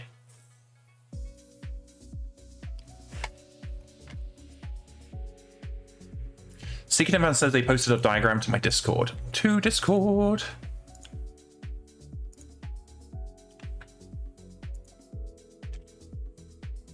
When playing for the campaign, keep the following in mind to set appropriate expectations to increase your ability to grab victory. It's from the PDF, okay.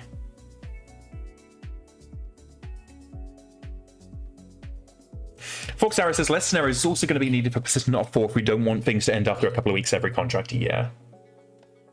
Okay.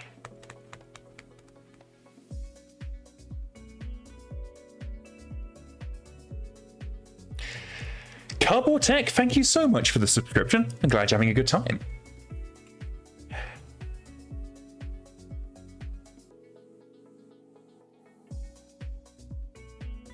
I see. When playing for this campaign, keep the following in mind to appropriate. The campaign is not meant to be endless. The players should be able to be down to shreds and angry thoughts past the first counterattack. So you're doing a meeting and great engagement track. Then, depending on who wins, it moves to pursuit track. Then it's a counteract track. Then the assault or the final defense track. Okay. With possible returns back to counterattacks.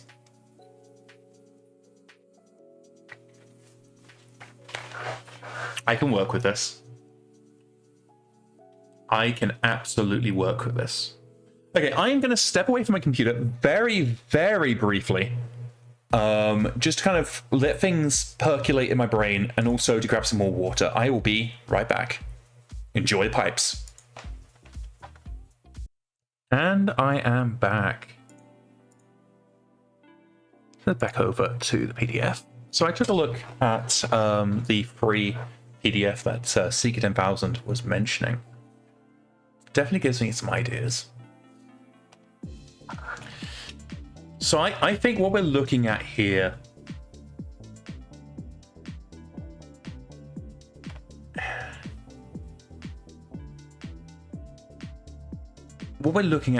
is a very big change to how contracts are working. And I guess what I'm trying to decide is, so previously the assumption was that we'd be completely doing away with I'm waffling and not actually making any sense. But yeah, I think this still works.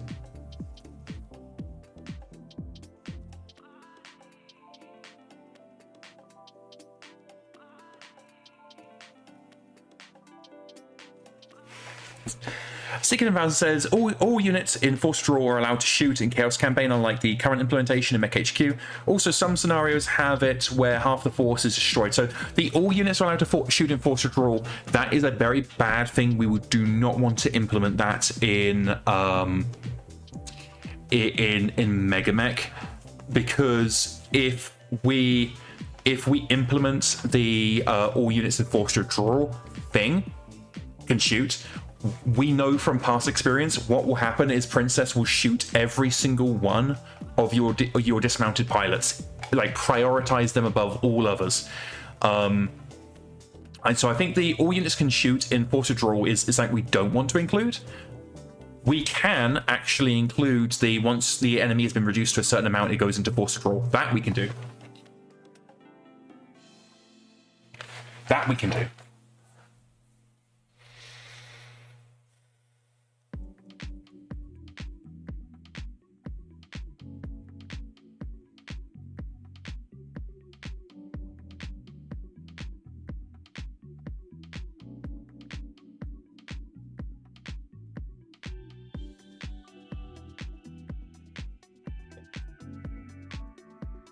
One issue that I'm thinking of is that Psycho Monkey is already investigating Persistent Op 4. And what we're essentially doing here is implementing an entirely different Persistent Op 4. And what I don't want to do is implement a competing quote-unquote product, a competing project that effectively will undermine Psycho Monkey's idea for Persistent Op 4.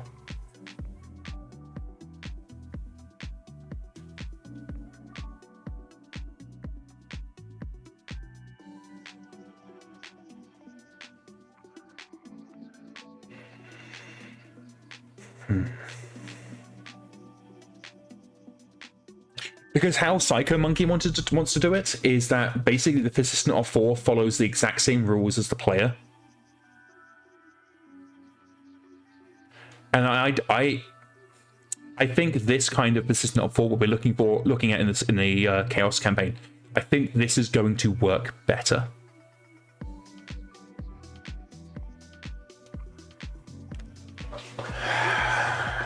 What to do?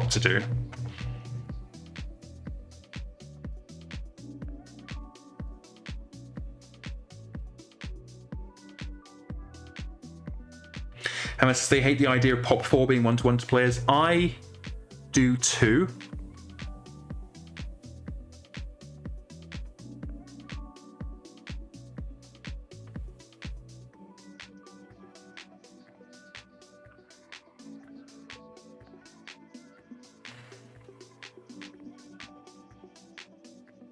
I am really sorry for all of the dead air on today's episode. This is just I'm having a lot more to think about, because I definitely wasn't anticipating looking at implementing Chaos Campaign in MekHQ.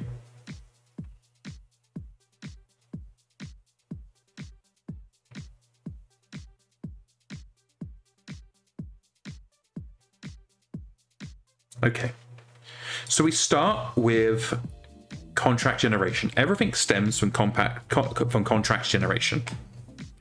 We started contract generation and an adjusted reputation. Those things are things that I don't think the player anybody will mind just removing the old reputation system that nobody really understands, everybody's constantly asking questions about, and then replacing that with Chaos Campaign reputation. At the same time, replacing contract generation, which again nobody likes, with Chaos Campaign contract generation. I don't think we'll get any upset from that.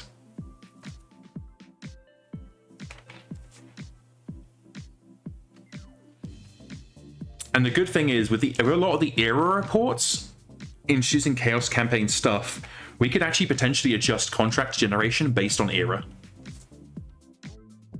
Potentially even contract generation based on location.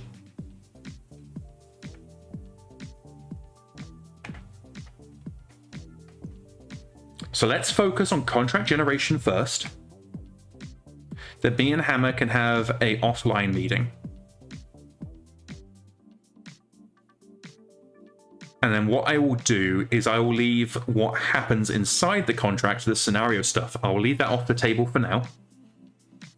And I will talk to Psycho Monkey. Secret Evan says the problem is that not every era has an era report. That's not a problem. That is not a problem.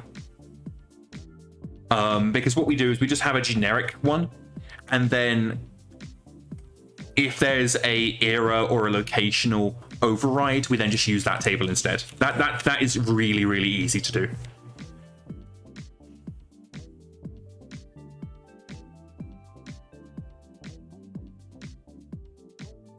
Hammer says they think our scenario stuff is better. Maybe. I think one of the good things about the Chaos Campaign scenario generation is that it gives both the player and what would effectively the Op4 objectives.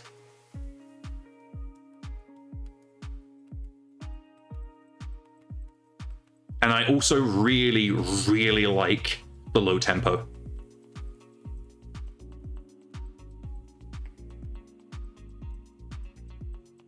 I don't think players will, but I do. I think the low tempo is actually really, really good.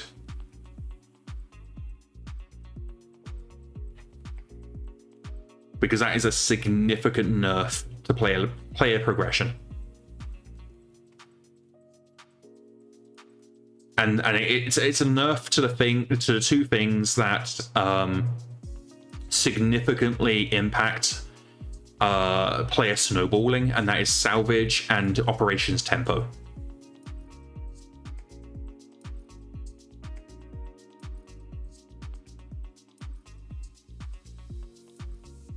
Alan says we have to blend this with StratCon. I don't know that we do.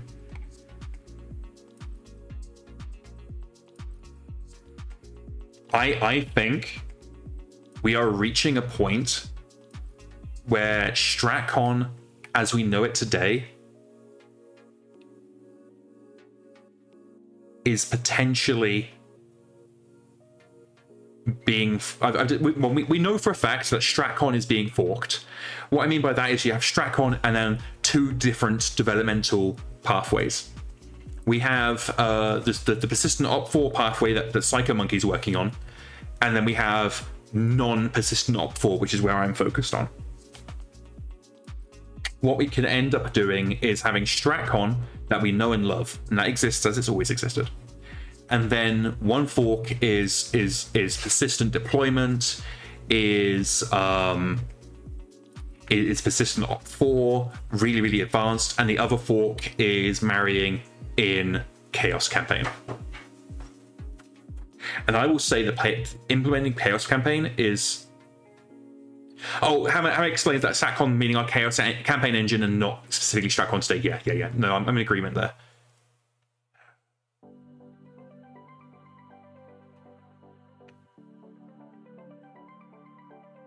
I think this could work.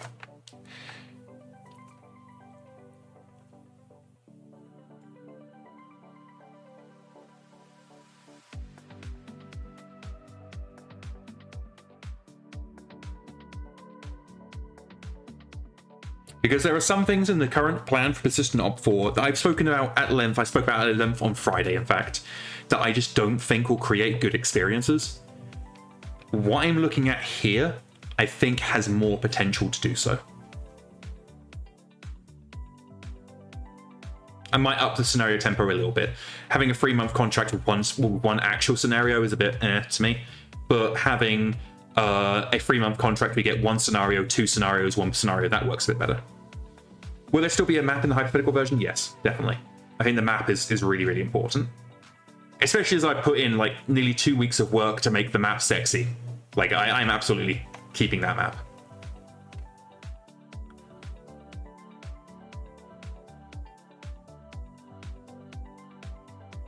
Yeah, I think we are, in my mind, I am solidifying a plan here. And that plan is to start with contract generation.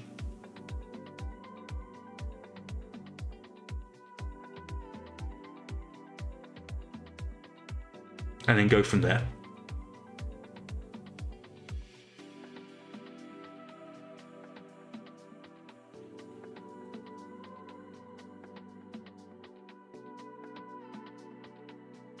Cardboard Tech is basically saying what I was expecting, that they run a 6-month campaign using the Hinterlands book using only randomly generated contracts. One thing that every player agreed on was the intensity for the randomly generated tracks was too low. Yeah, no, I can see that just looking at the table. I think it works well for an in-person campaign where you're only playing once, like once every other weekend, for example. You still get a decent amount of time progression without spending forever on a single contract. It's definitely geared at that. I don't know if I would want to move it to weekly, but I could definitely see us upping it by 1, so that where it was previously 0, it would be 1 contract. Where it was, 1 scenario. Where it says 1, it's actually going to be 2 scenarios that month. I think that could work. Seeker 10,000 says basically going to make Chaos Stratcon. That's kind of what I'm thinking, yeah. It's kind of what I'm thinking.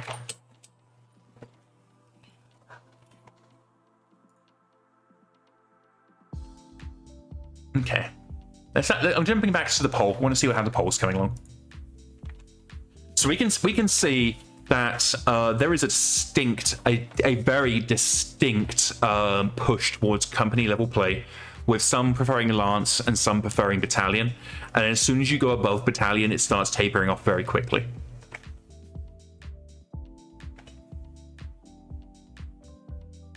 But the fact that company level is more than both Lance and Brigade, sorry, Lance and Battalion together, I think that's very telling. Okay.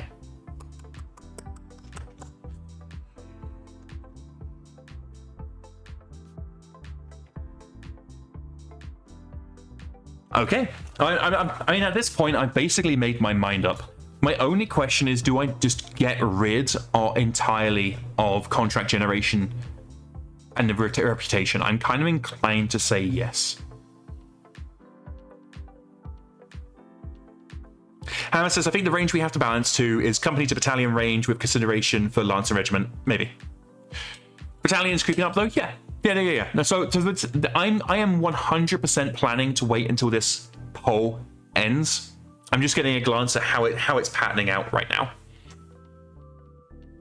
Hammer says, yeah. So basically, we're just I was just repeating what you were saying, and I agree that aiming for like Lance to Battalion is probably the sweet spot.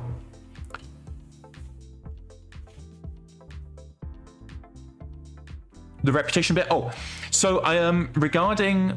Basically, I'm trying to decide what we do with the old reputation. Do we just delete it entirely and then move us to just using Chaos Campaign? And I'm kind of thinking yes. I'm kind of thinking that the current reputation system just doesn't work. It has so many holes and nobody understands how it works. Like, I am having to answer questions about it constantly. So yeah, I think we say goodbye to campaign operations reputation. I think we say goodbye to campaign operations contract generation. And we just say, for contract generation, we are using Chaos Campaign, and that's that. And then when it comes to interacting with the contract,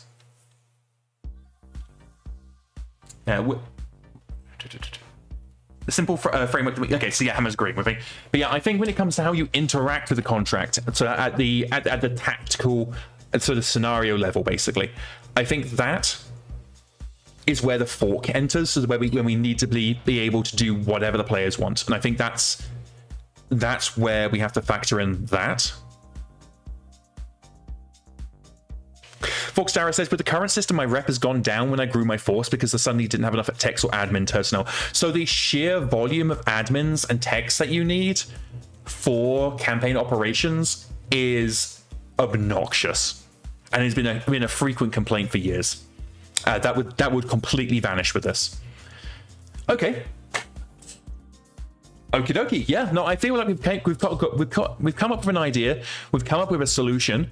How about we put it into code?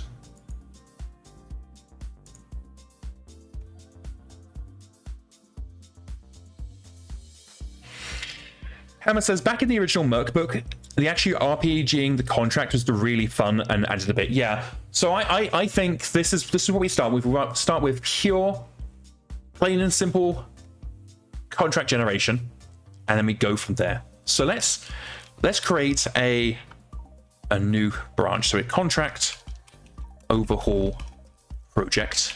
I'm going to call this Chaos Stratcon. Chaos contract generation. Nice long name. In fact, we'll keep it like that. Keep it like that. Let me just quickly jump into Safari to make sure there hasn't been any mergers since I updated this morning, because there might have been, because Hammer had me review some stuff. Nope. Okay, cool. Alrighty. Let's start by having a look at what we're working with. There are a few. Okay. Well, I think I got those this morning. Also, we're not in. Oh god, it's forgotten where IntelliJ lives. Give me 2 seconds, gang. IntelliJ, there you are. Bloody OBS. Basically, every time I restart OBS, it forgets what screen my apps are on, so I have to quickly tell it. Well, it remembers the screen, it just doesn't connect it to the app. It's really weird. Okay, so let's go into campaign. Mission. Contract generation. So we are going to need a new class for this. And we are going to call it Abstract. Do I not already have this? I do not. Okay, that's fine. So we're going to call it Abstract Contract. So some of you will be very familiar with the first initial steps that we're going to be taking here, because they're the same steps that we took for Brain.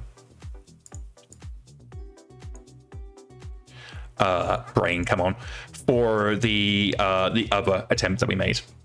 So one of the things that you kind of have to accept as a developer is sometimes you're going to be doing a bunch of work that just straight up doesn't happen. Come on, move, you asshole.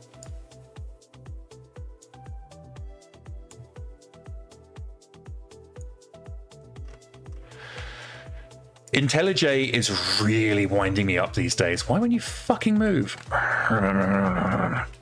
Grumbly grumbles.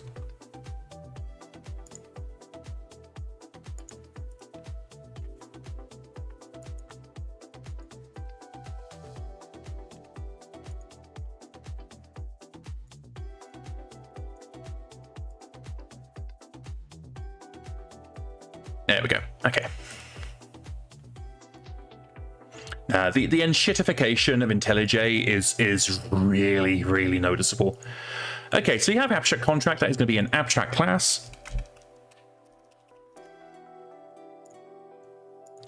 Python says, tell us how you really feel about IntelliJ. Yeah, no, IntelliJ is well and truly in my bad books. And from abstract contract, we are going to have ourselves a chaos contract.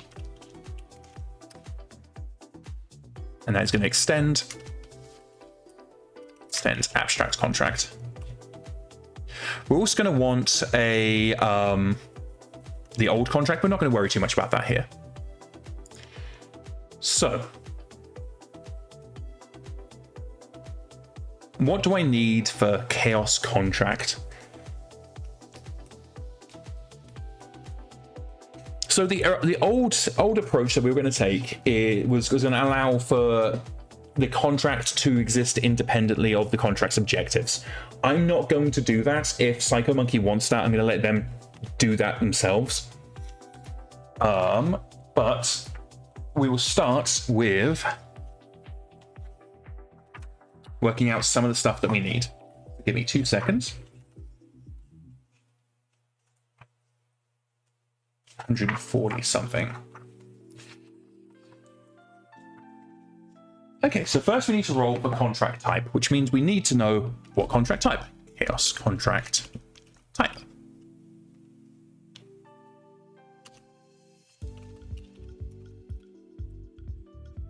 And that means we're going to need an enum chaos contract type.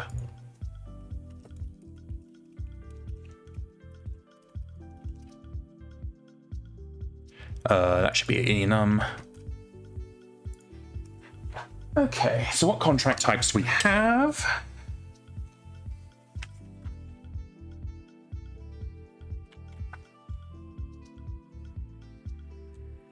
We have standard expedition.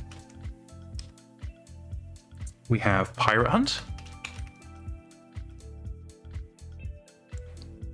We have a good old guerrilla operation. Should probably add commas here so it doesn't error out. There we go. We have garrison. Everybody loves a good garrison. Raid. Card your duty.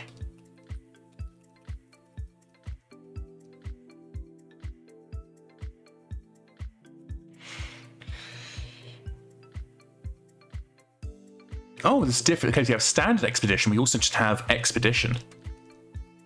Interesting. Just spelt poorly. I imagine this. A lot of this will be changing once I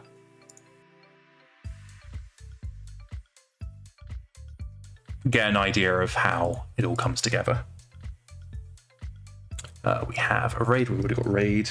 Invasion.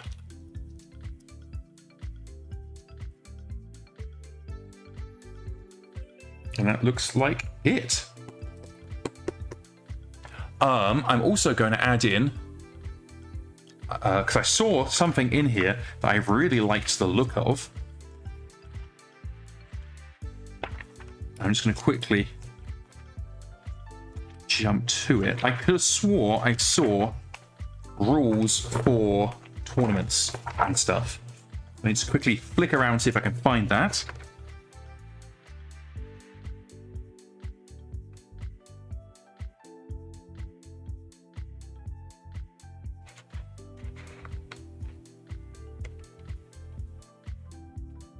Game worlds 128. Let me just have a quick butcher's at that.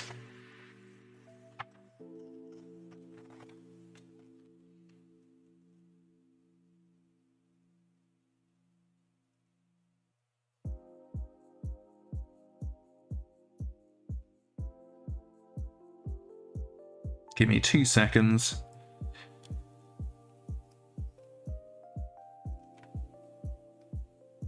So game world mission.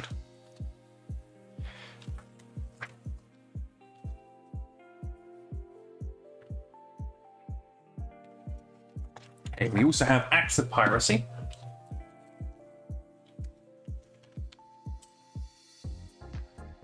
Acts of piracy and game worlds. It's tracked more than rules. I see that, but I think for the purposes of quote unquote contract pay, it kind of needs to be wrapped into it.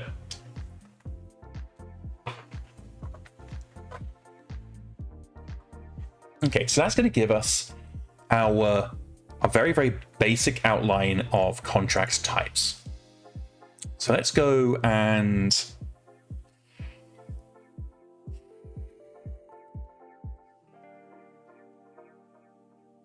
What am I thinking here? I think we actually... we're going to create some new concrete classes. We are going to create Chaos on Act of Piracy. And it's also going to extend out to that contract. I'm also going to add Chaos Game Worlds. And it's again, it's a concrete class, extends abstract contract.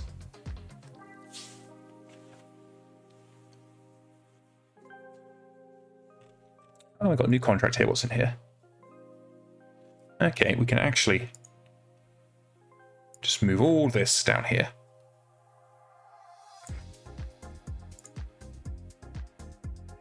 Get rid of this entirely.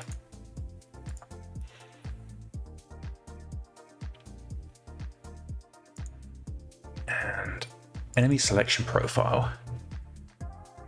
Okay, this stuff actually needs to go into contract generation.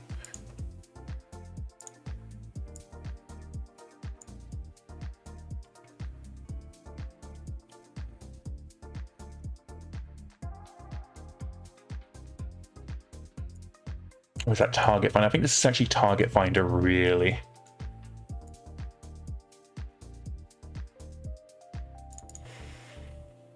Yeah, that's perfect.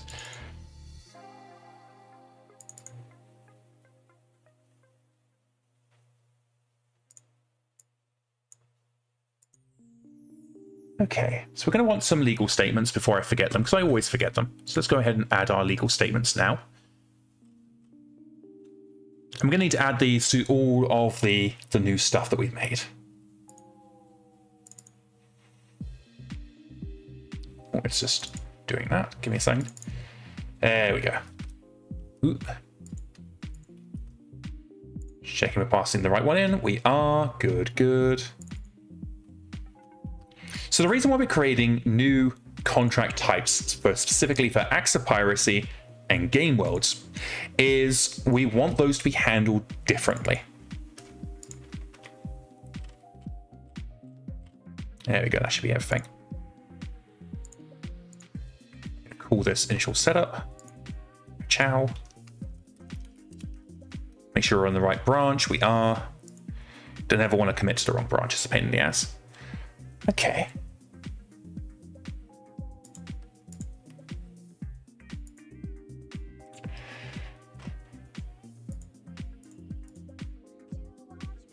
So let's make a new abstract. We're going to call it abstract contract generation.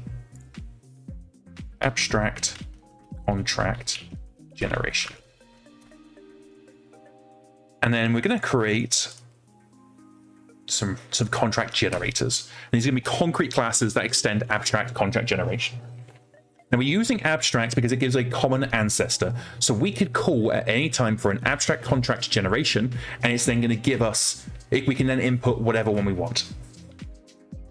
So we are going to input, these might get changed to an interface later actually, but we're going to put normal contract generation. And it's going to extend our abstract. And we're also going to have, oh, might as well put a legal statement in here before we forget. Otherwise, whenever we try to run tests, it'll fail because there's no legal statement. The legal statement basically just allows us to not get sued, while also telling people that they're not allowed to take our code and data and make a profit off us, which has happened in the past. Abstract contract generation, normal contract generation. So we're going to go ahead and add acts of piracy contract generation.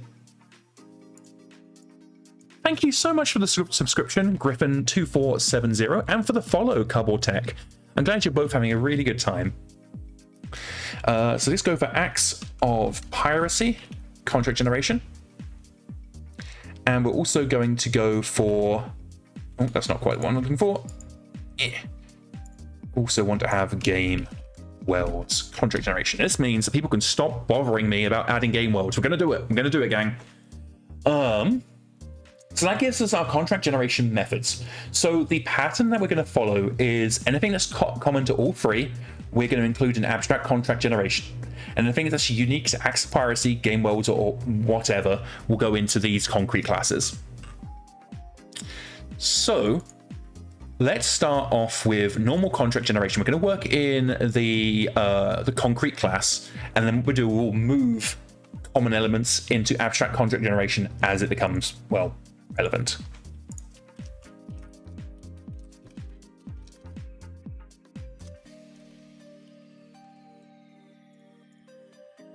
And I will be perfectly honest, I am feeling a lot more enthusiastic about this than I was our earlier work. So that's a good sign in my books. If I wasn't enthusiastic about what we were working on, then it tells me as a developer that maybe what I was doing wasn't the right way.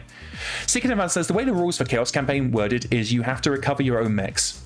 In Martial Olympiad track, players unable to achieve a single objective are still able to salvage their own units. Interesting. I am okay with that. So normal contract generation, we start off with the contract type. So we're going to need to go in and create contract type generation. Contract type generation. And we're actually going to make this an interface.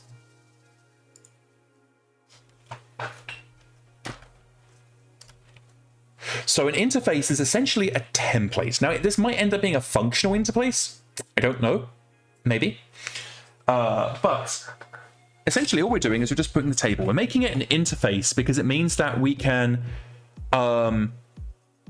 this might not need to be an interface. Let's stick with concrete for now. What I'm needing to think about is we need to consider that there may be other methods to generating contracts for this that we need to keep in mind. But we'll do contract type generation.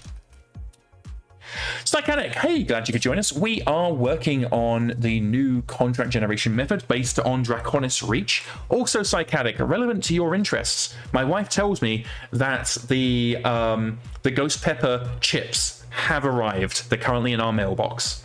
So probably on Friday, I will eat one on stream as my forfeit from the other day. So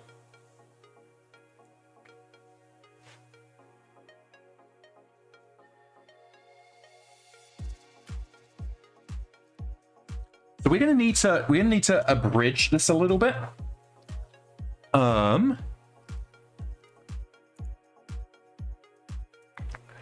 So it says here that hiring hall makes an impact. You have to wait. Oh no, I will absolutely wait for you to be there, Psychotic. It's your forfeit. You get to enjoy my torment. So let's go have a look at what we got for hiring hall. Hiring hall level, perfectio. That's what we're looking for.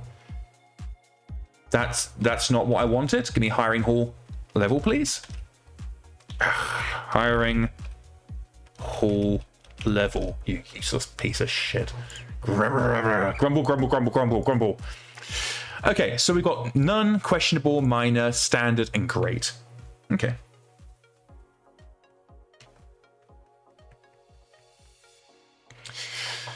So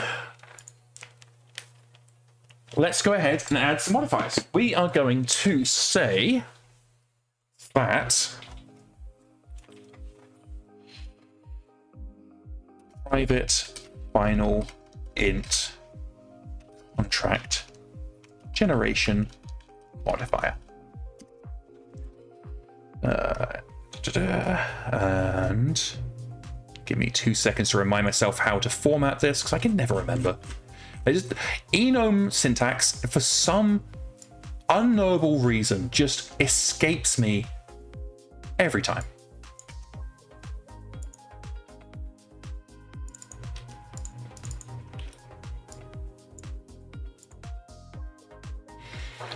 So saying we're going to want lookup name, and then we want contract generation modifier.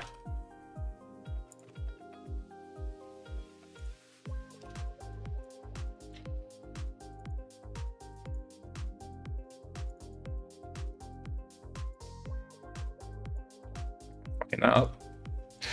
Private final string lookup name, private final integer contract generation modifier. So the lookup name is going to be literally the enum name. The reason why we do it this way is if the hiring hall level ever changes the actual enum name, we don't then want everything to break. So by having the lookup name be the same, it just makes it a little bit more sturdy. This lookup name, there we go. Also want string name. We'll call it label.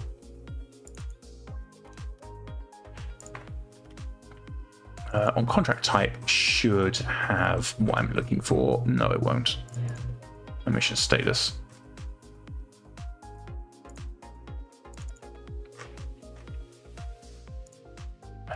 Whatever.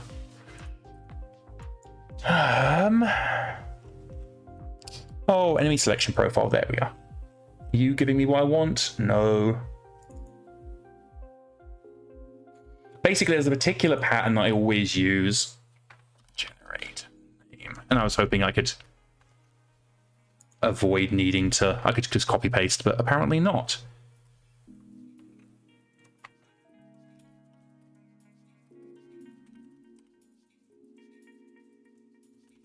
Text at resource bundle, which we'll define shortly. And that is going to be hiring hall level plus lookup name plus text, no, dot label. So resource bundle is going to be final string, resource bundle,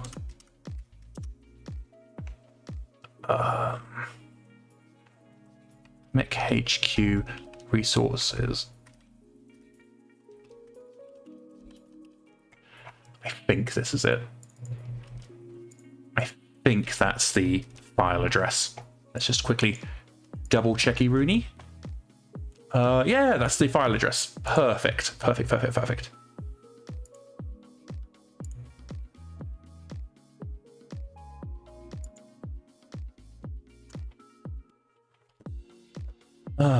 So we now have that. Let's go ahead and create ourselves some getters, because we'll probably need these at some point.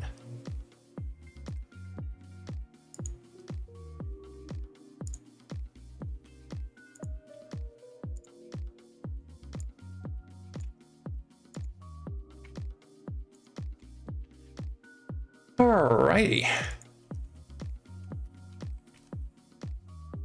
Seeker 10,000 says, in the era report books, they give bonuses to units of renown similar to what you did with prestigious academies. That's really cool. One of the good things with us moving to Chaos Campaign is that we're changing from what is a fundamentally not supported system in campaign operations to something that is very supported. So it says that Prosper Spina hiring hall is +1. Do we have... Well, we know we have the planet Prospercina. Does it have a hiring hall marked? No, this is Force Generator. Not what I'm looking for. Universe, there we go. And I'm looking for planets. Cannon. Oh, no, don't try and load them all. We want Prospercina.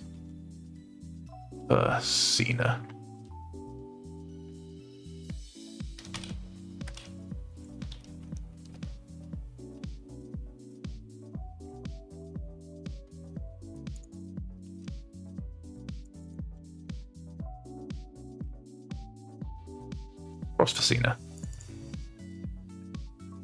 Psychic asks, are you rewriting contracts using the Chaos Campaign rules? Exactly. That is exactly what I'm doing. Okay, it is not stated what kind of hiring hall Prospercina is. Buggity, buggity, buggity.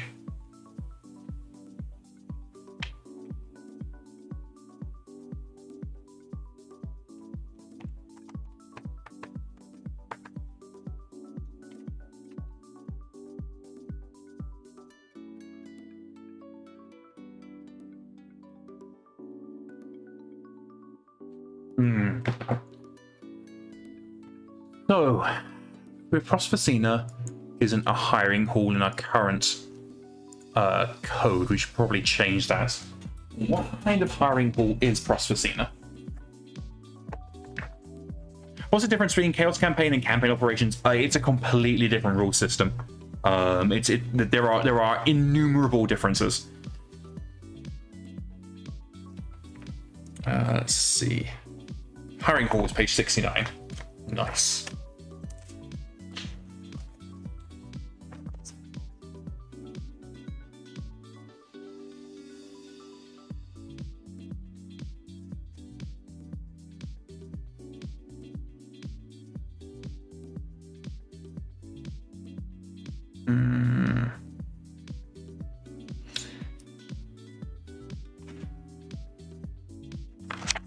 Trying to get a sense. Hiring hall support rating C. Okay, that's interesting, but what does that mean? What do the numbers mean, Mason?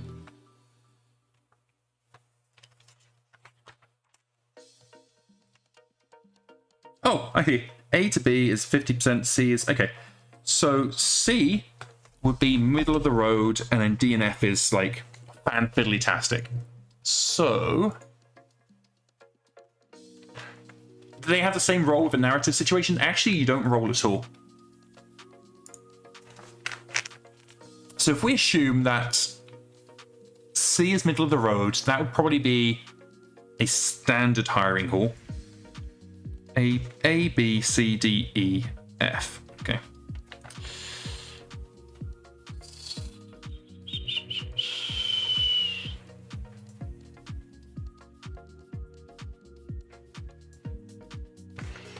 Oh, a hiring hall has support rating from A, the highest level of support, to F, no support at all. Okay. So A and B would be great. C would be standard. Anything less would be minor or none. Okay. Okay. So Perspicina being a C would make it standard. Okay, no, we can work with that. We can work with that. So Perspicina gets +1. We can extrapolate that great probably gets +2. Minor would get nothing.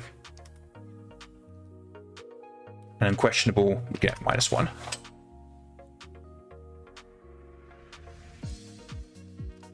No hiring hall will do -2.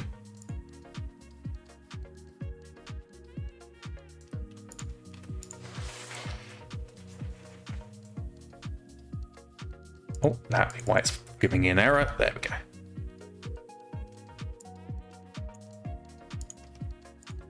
Okay. So let's just double check that, because it said Tybalt is a -1.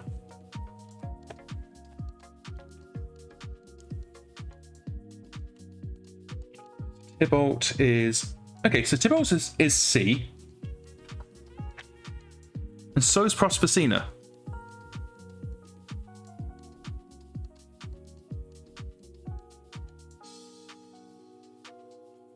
So they're both hiring hall support C. Why do they get penalties?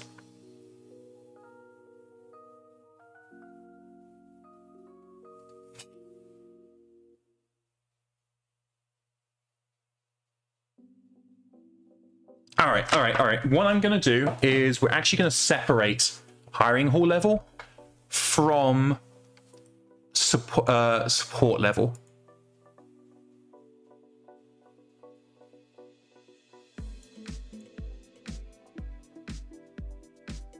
Do I want to do that?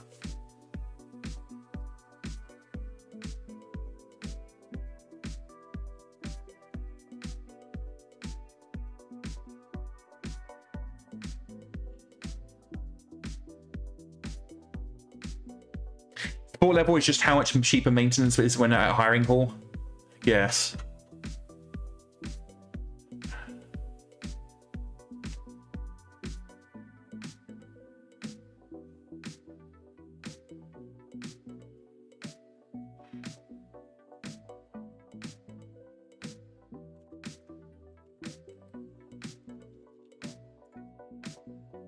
I think we're just going to go with what I have here. So miner gets, yeah, I think this works. I think this works for our purposes. It's a little bit house ruley, but we're just going to go with what we got. Let's add a contract act generation. Modifier is not raw. These values were done to marry MekHQ's data with Chaos Campaign contract generation. Illiani, July 27, 26. There we go. Okay. So that is that. So let's jump back ourselves over to contract type generation. I will go through and add the hiring halls to the data later. So we roll 2d6 and we work out what we have.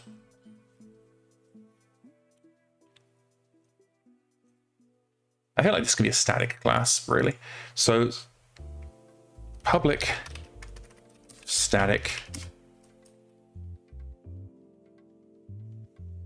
What do we call that? Chaos contract type.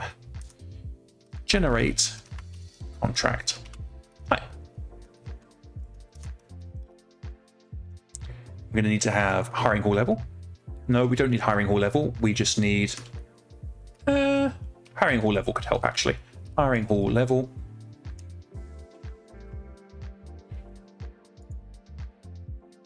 And we can go ahead and add in campaign. We're going to have to add in we don't need to, sorry, start again. We need to add in campaign because we need to have reporting, which unfortunately does require campaign. So int roll equals d6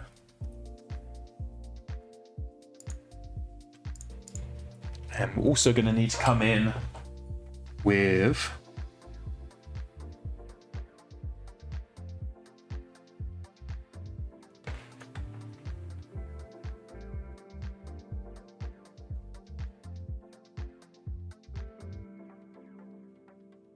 okay. To add more options for the Draconis Reach mercenary campaign, you can use the following tables to randomly generate additional contracts. Players should travel to the Tybalt hiring hall to generate random contracts, and they can generate contracts based on the rating of the hiring hall each month. Tybalt has one contract offer for the player. If the player does not like the contract, they must wait a month before they can generate another contract.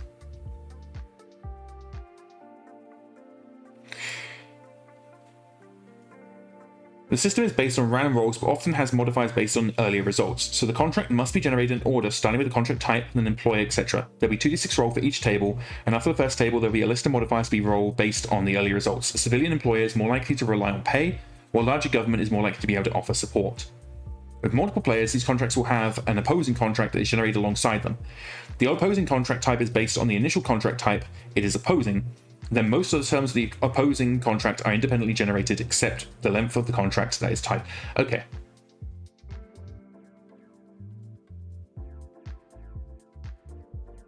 Okay, I see. So what we're doing here is we're generating our contract, and then the opposing player is princess. And this is going to give us two contract types. The player's objective and then princess's objective. Am I reading from Hinterland's Draconis Reach? I'm reading from Draconis Reach, page 143. I'm going with Draconis Reach because it's the most modern of the rule set.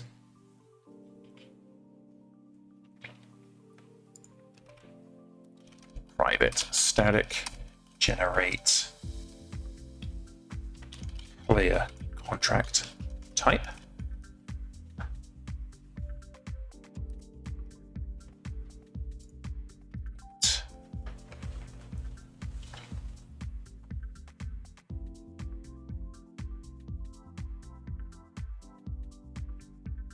Honestly, we are going to do away with the hiring hall changes after all.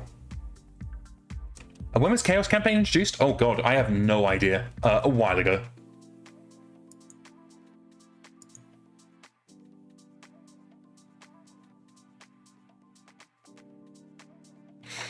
Couple of texts make sense. They are similar, but Draconis Reach should modify some things in a random contract generator, mostly made the contract terms more granular. Yeah, no, that makes sense. Okay, so we are going to go do away with the hiring hall modifier. And what we're going to do is we're going to use hiring hall to determine whether basically we're going to use hiring hall to determine how many contracts are generated, not what contract types they are. So Draconis Reach says 1, but we're going to vary that up a little bit. The hotspots are more recent, starting with the release of Mercenaries box set and Hinterlands. I thought Draconis Reach came out after the hotspots, a Mercenary box set and such.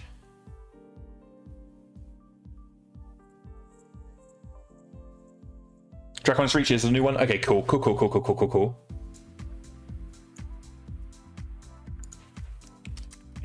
Arbitrary generation modifier. So we're going to still have the contract generation modifier in place in case GMs want to add stuff. Generally speaking, we're not going to, really. That's not what I'm interested in. Okay, this does mean that we can no longer make this a static because we're going to need to store multiple values. So we are going to need to store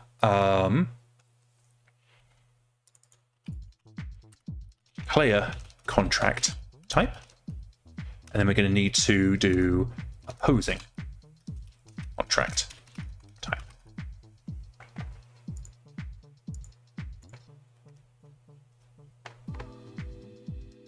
So here we're also going to need the integer for a role.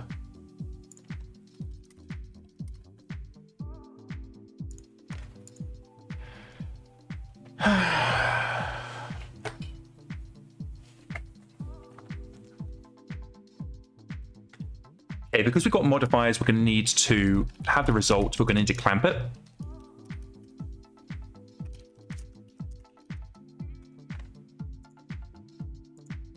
Well, actually, we'll go about this a different way.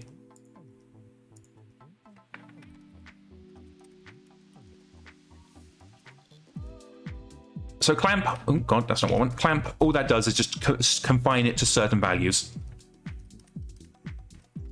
And we're just going to clamp it to 2 and 12. That means we can't roll higher than 12, or we can actually go up to 13. So 13 and 12 is actually the same, but we'll allow it to go up to 13.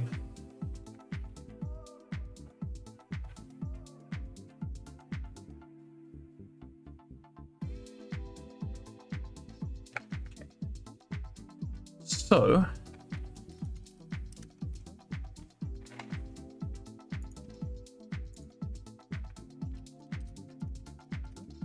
a switch is just a really simple way. It actually should go down to 1. It's a really simple way to chain if statements, essentially. There are other stuff we can do, but we're going to do this for now, and I can neat it up later.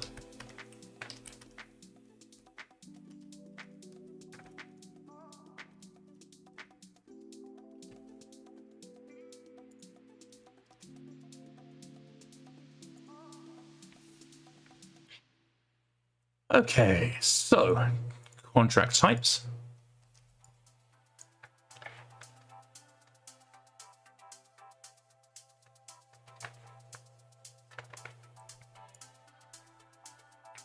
So player contract type is going to be for 1, and then we're going to have opposing contract type.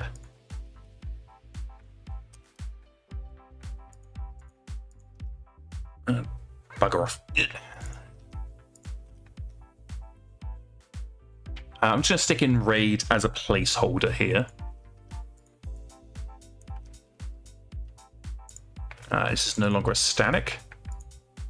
And then we're just going to go ahead and replace all of these. In fact, we can do it like this. Pachow.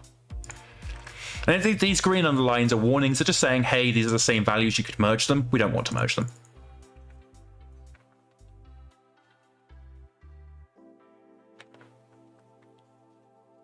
So we actually, on a result of 1, we need to make another roll. So we're going to go int follow up roll. is again D6, 2. And that's going to be gearing us into a secondary switch.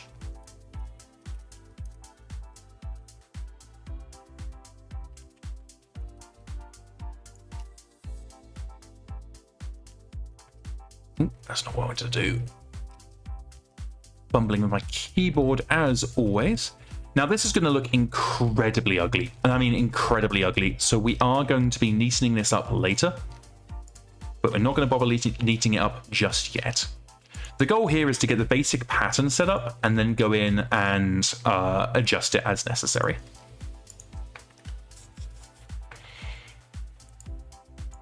And these are going to be yields. No, they're not. They are going to be player contract equals. So now these must have yields, which means they have to have a return value in them, which is, that's fine. We're going to have return values in all of them.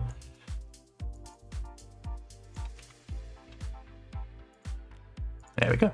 Okay, so a role level 1 is a standard expedition. That is the same for up until 8.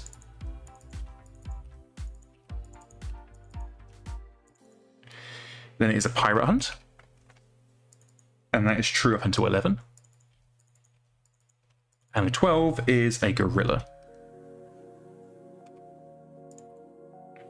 Now we're not going to merge these because I don't want to. But we are going to throw in a error.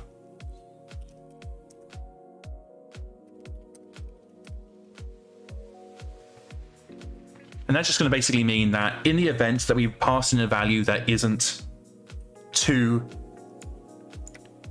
to 12, we then throw an error and say, hey, this is wrong. We then essentially need the same pattern down here, this time for the opposing contract. And this is going to tell us what the objectives are for the enemy.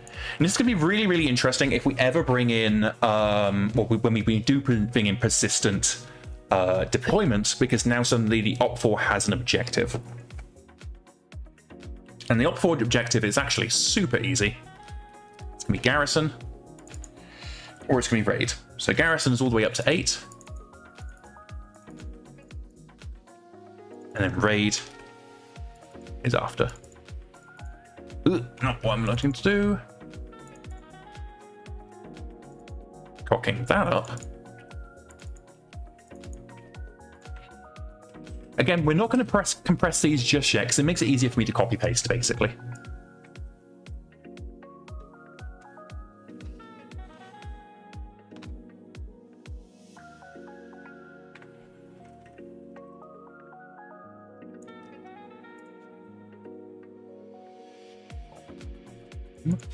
This should actually be player follow-up roll. And then opposing follow-up roll.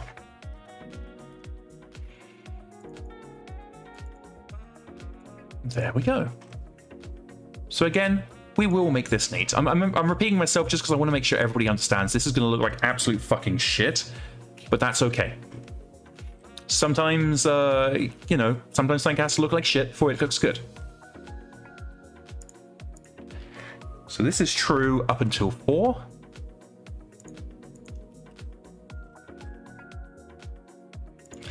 Cardboard Tech says that's development for you. Yeah, exactly. So then 5, we come up with something new and interesting. 5 is going to be garrison.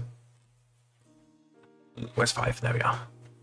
So now we're switching to garrison, but not for all of them. So it's true that we're going for garrison for 6+.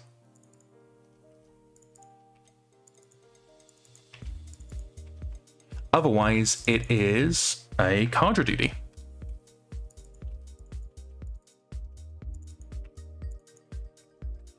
Meanwhile, on the opposing side, it's going to be expeditions. Expedition is going up to 4. And then garrison. No, raid. I'm reading the wrong thing. Raid goes up to 8.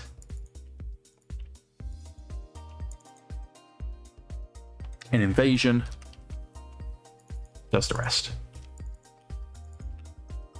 And one of the things that I really Oh, Seek 10,000 says that support points equal 10,000 C bills. Okay, that is very, very good to know.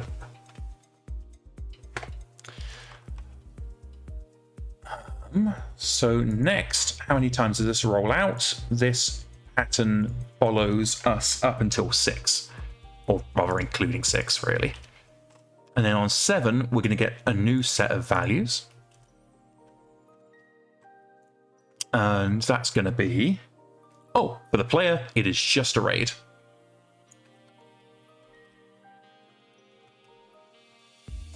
For the enemy, though, the enemy has a bit more options. So it could be an expedition, that's up to 7. 8 is garrison.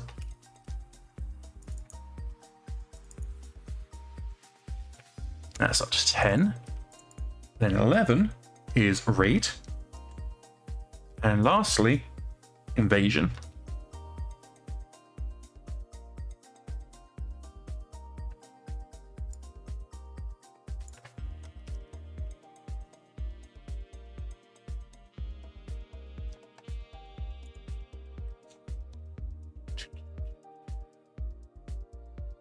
Yeah, that is remaining true from 7 till 9.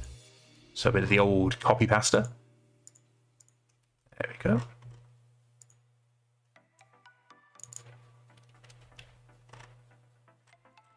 Okay, then we're going to scroll back up to get our earlier copy paste. So we can just bring that down. We're now on to... Oh no, we don't need to actually. Because this pattern of the player having a guaranteed one and the employer having a weird one actually remains true. And that's going to be 10 to 13. So the player gets a raid. No, 10 to 13, the player gets an invasion. And the enemy gets an expedition on 2 to 7. Yes. Oh, we've copied over the wrong thing. No, we haven't. No, we haven't. Expedition 2 to 4. Then it becomes a garrison. And garrison is 5 to 8. And then it becomes a raid for 9. And 10 to 12 is an invasion.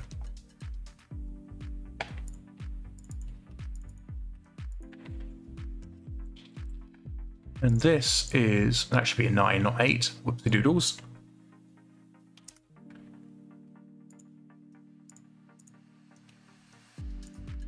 No, it shouldn't be, it should be 10.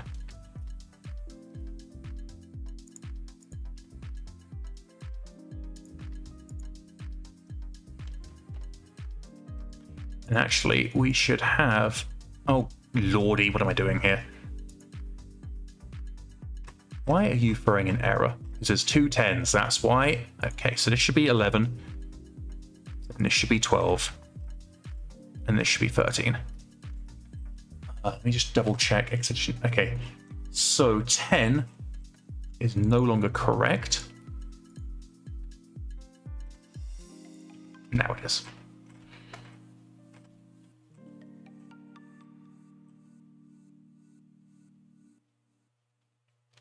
Oh Lord. No, that is correct. Good, good, good. Okay, so now we can start squanching the variables. Actually, I'll do it up here instead. Give me a second. Just merge this in.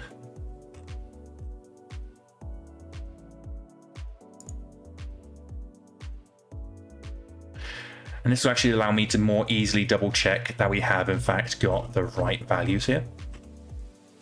Because this sort of thing's very easy to muck up.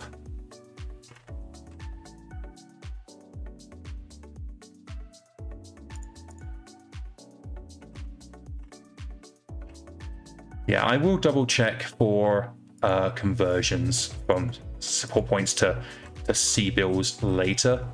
I'm not really worried about that just yet. Because what I will be doing during the development, like the early development, is I'll just be working in SP, and then later I'll figure it out. Because if we're going to more broadly support Chaos campaign, we actually need it in SP anyway. So the merger over to support points can come later. To C bills can come later. Okay, this doesn't look right. This doesn't look right at all. Because both of those should be this. 10 to 13, that is correct. Okay. So now it's going to tell us that some of these values can be merged as well. That's just what we're going to do.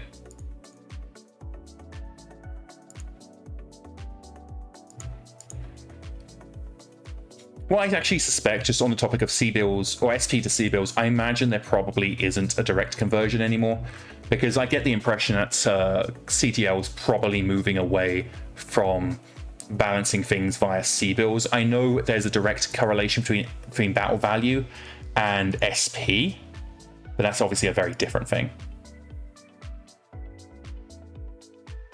But C bills to SP just sounds very much like an early thing when they were still trying to figure out how Chaos campaigns work.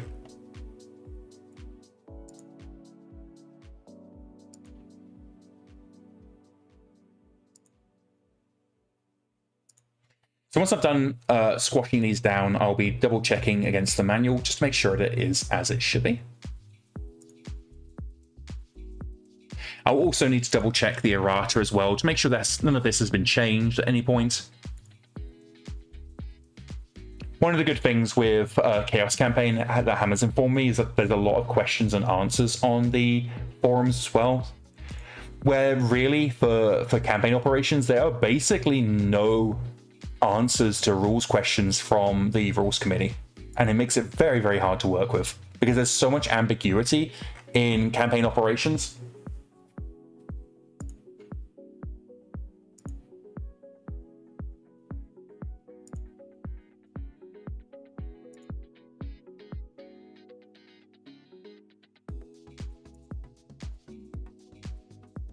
But no, I am very, very enthusiastic about this. Psychetic says, are you eventually going to rewrite all of MekHQ into Chaos Campaign? I can say probably no. No, we won't. But what we're going to do is we're going to go ahead and see about what systems we can bring over to make managing a Chaos Campaign from within MekHQ actually doable, rather than being an entirely different setup. Radar says it's 97 degrees outside. Yeah, no, it's been toasty roasty.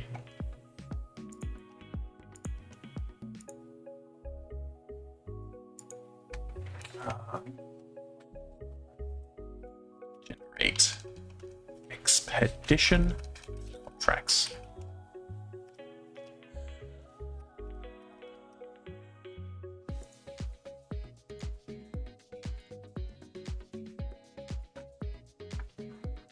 Generate garrison contract types.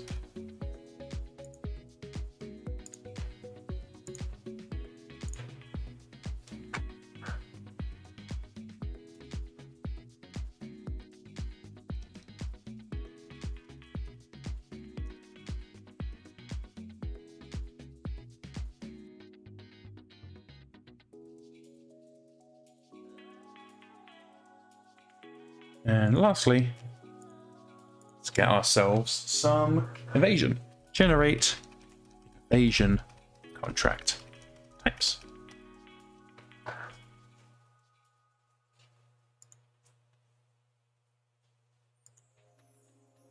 And now you get to go from the horrible mess that we did have to a much neater situation. Voila.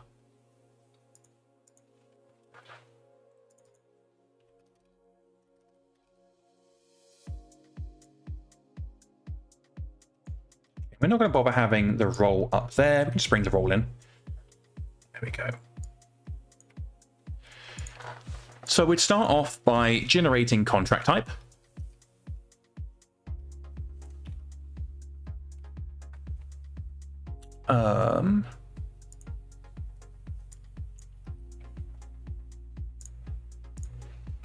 Don't need that. And that's going to give us our player contract type and our...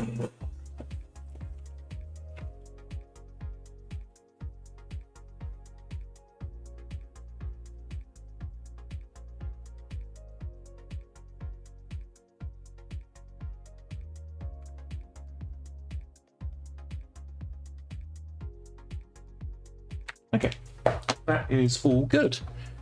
So now we need to get some getters and setters. There's actually be a void now. And get, and that's correct. Not entirely sure where to put it in code marks, but whatever. Public. There we go.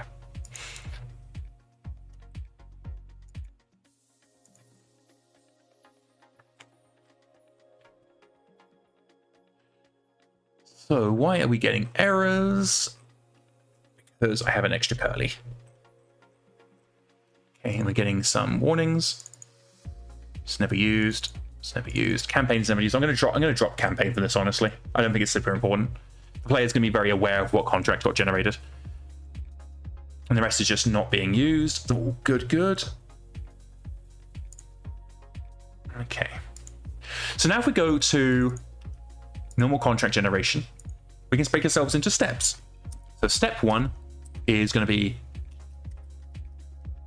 actually we're going to need to have a public generate contract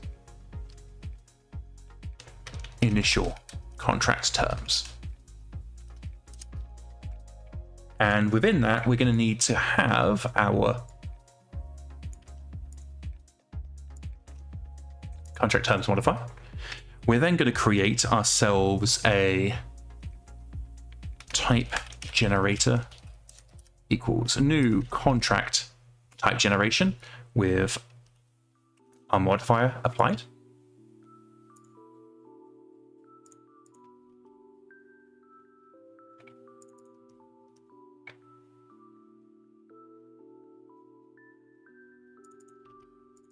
There we go. That's what we're looking for.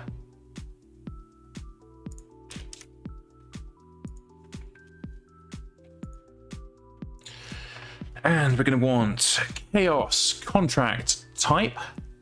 And we're going to want player contract type.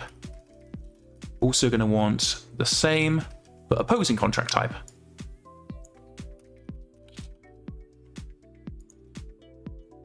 And these are going to be populated very easily from the type generator.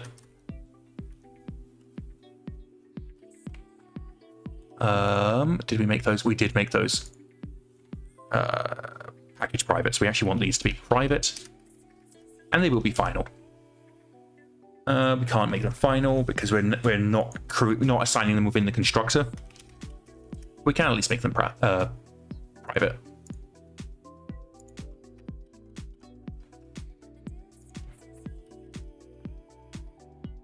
So it's going to give us our initials. We'll call this get contract generate contract types. Now, some of this is going to get moved out. Honestly, actually, we're going to move that out now. So we're going to head back up north, and we're going to go ahead and check out our contract generation. So this is normal contract generation. Actually, so this is actually where we want to be.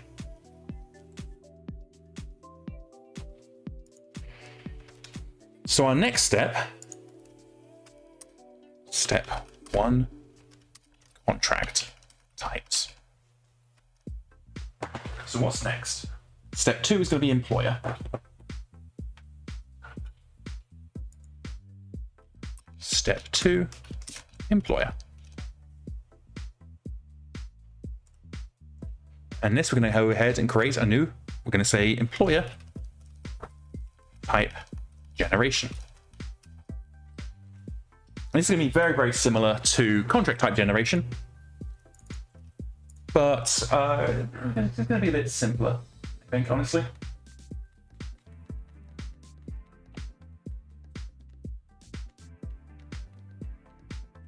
there's not as many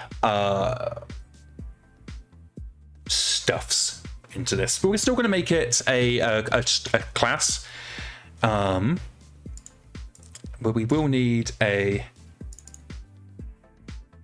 Okay, this is going in the bin. So some of this stuff that we had earlier is not surviving. So we're going to go ahead and create an enum, and we'll say chaos contract employer type, or chaos employer type. There we go. Very, very similar to our chaos contract type, in that it's just going to be an empty enum with values assigned without any special parameters assigned to those values just yet.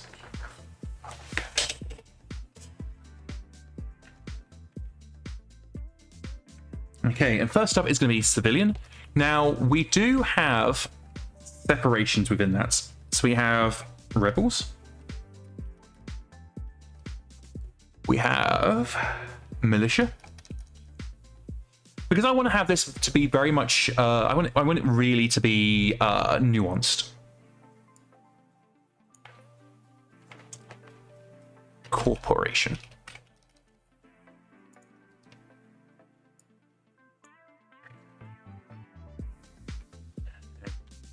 Next one is planetary government. Planetary government.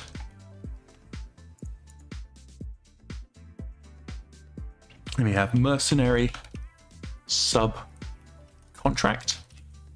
Yeah, I suppose subcontract's technically a one word, so I suppose I can just smoosh those.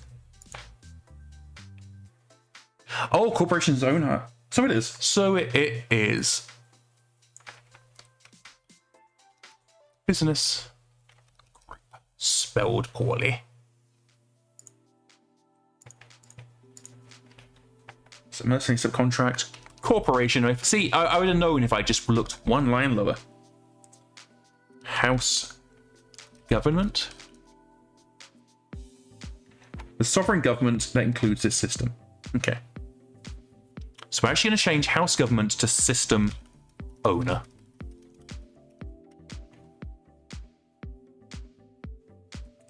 Local noble. Corporation again. Planetary government. We had already house government, and then mercenary subcontracts are the last ones.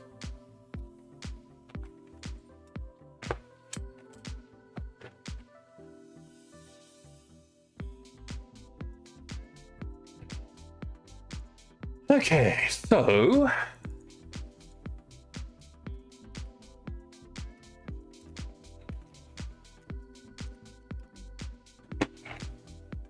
and we want to have a Boolean here. Boolean is mercenary. Now, Boolean, I think this mercenary is probably good enough for us. I was going to add it, Boolean is pirate, but I think mercenary is actually mercenary. Helps us spell correctly. It's actually what we want here. So, chaos employer type. And we'll start off very easily.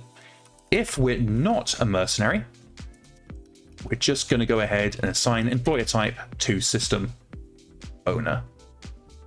No, we're going to change that. We're going to add a new one in. We're going to treat it as system owner. We're going to call it player action.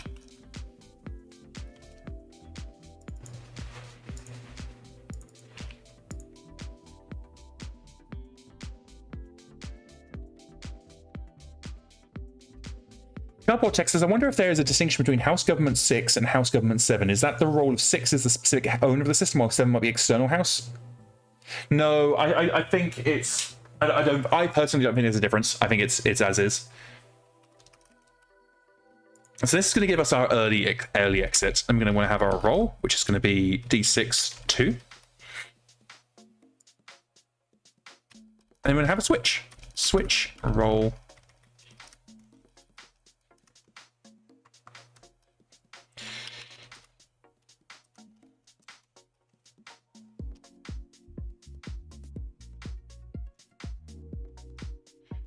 And it's going to go all the way up to 12. There we go. And each of these is just going to be a very simple employee type. So we're going to go ahead and just grab something random. This is purely going to be a placeholder, so we're not worried too much. And this is going to be here, which means we're going to have return values in each path, but we can work with that. So we have default, and we're going to throw. There we go.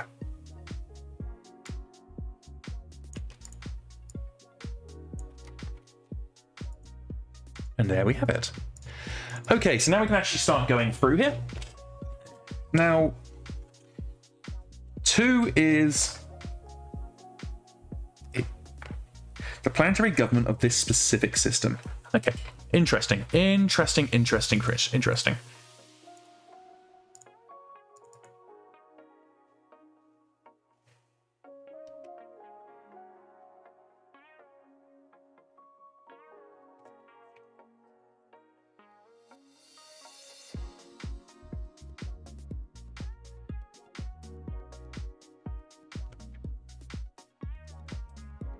I actually think for MekHQ's implementation of this, we should pick the target system and then pick employer based on the target system.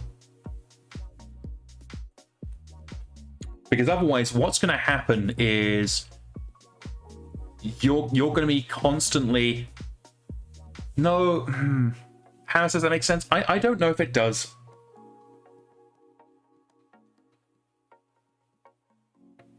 Because basically what it's going to mean is that you're going to go to Galatea and you're going to be constantly, all you're going to be doing is doing contracts for the Lyrans. Whereas if we... Yeah, no, actually, I'm convincing myself here. It does make sense, yeah. Yeah, no, I think we pick location and then we backtrack and then generate an employer for that location that makes sense. Step 2, pick location. Step 3, pick employer. In chaos campaign, normally you pick employer before location, but this doesn't work with it. This doesn't make sense for MekHQ. It doesn't make sense for MekHQ as it would not add much employer variety.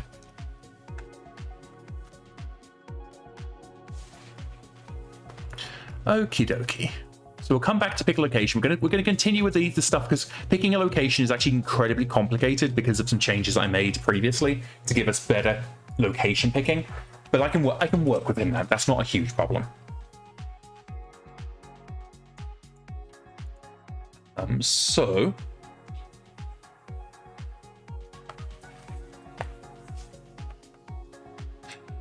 Draconis Reach sort of does this though it's artifacts. Page 145 lists relevant systems, so the contract would say you get a house government and it determines the system, then determines the house government means. Oh, I see.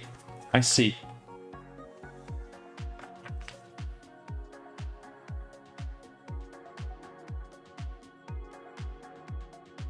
I see.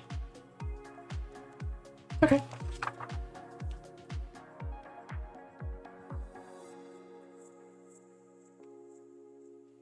I see. Whatever. We can work. We're going to work within the framework that we have here. So 2 is going to be civilian, and we're just gonna write civilian for now, and I'm going to come back and differentiate it. So civilian, we get planetary. No, planetary. Thank you. Then it is mercenary. 5 is corporation. 6 is house government. System owner. There we go. 7 is also system owner.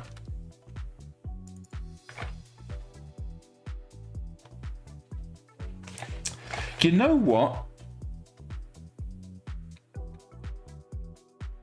I think I see the point about whether 7 is different to 6.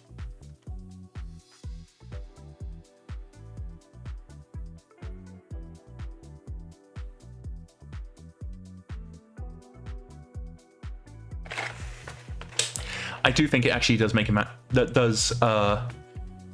So we're actually going to add in 2 here. We're going to say local system owner, and then we're going to have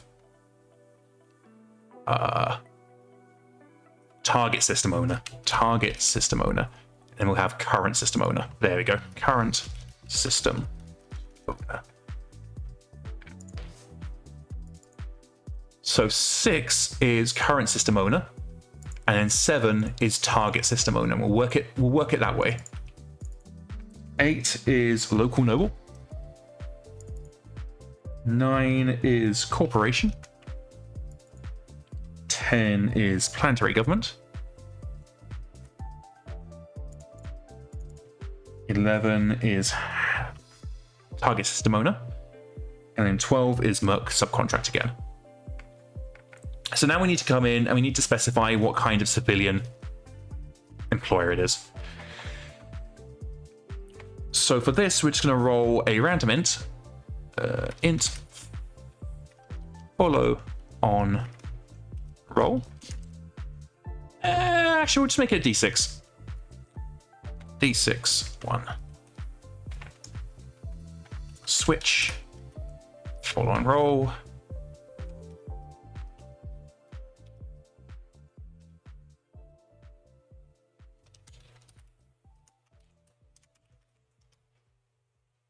Come on, line complete.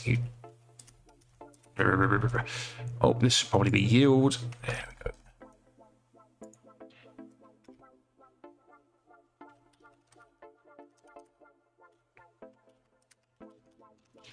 Six.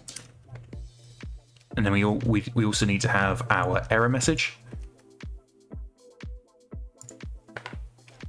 And these are throwing errors because they're not ending in a return value. Boop. Okie dokie. So I guess we can start off by just making it even. And then actually what we're going to do is we're going to do this.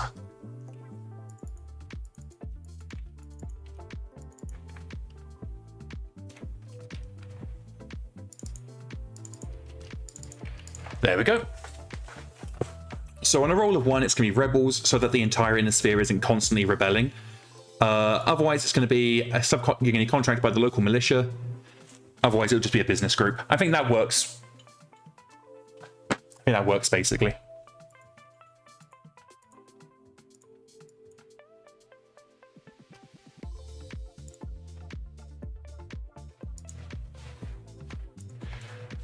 All right, now let's just squash these down.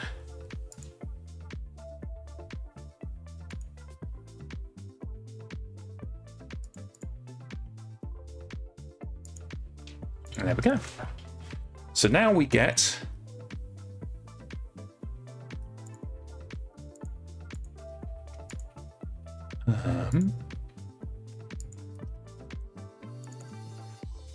we're actually going to create a static here.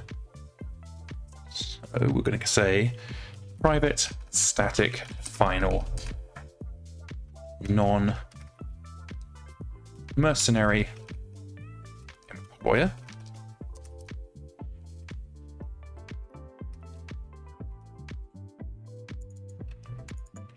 Oh, helps if I specify what type it is. Oh, now it wants to do planetary government. God damn it. There we go.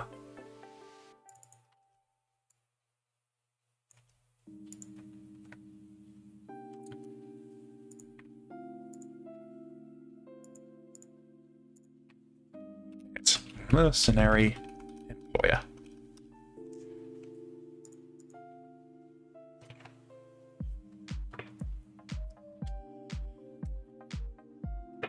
Now, one thing that we do need to be careful of is pirates, but I think we can deal with that. That can be a later problem. We also need to go public get employer type.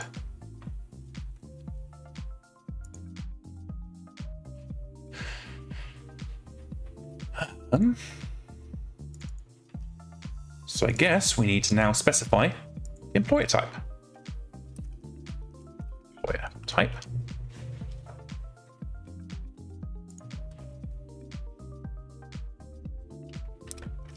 Employer type generation. Employer, well, we can just call this type generator. Type generation actually is more correct.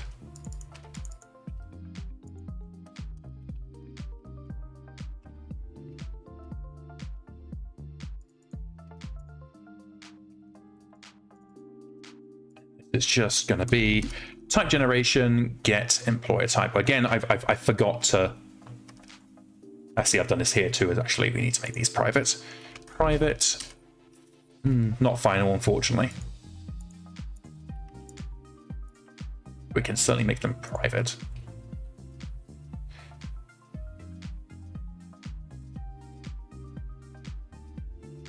Okay. We need to have a Boolean.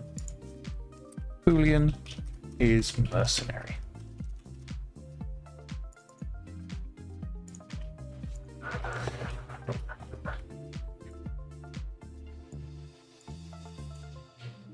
Generate employer type.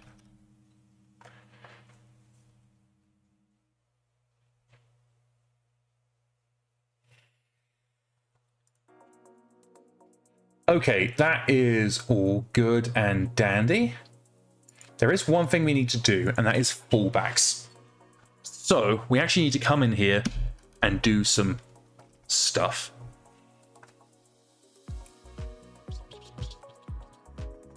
Let's go, and I need to find something to ape. No, I don't. Private, final, chaos, employer type, fallback type.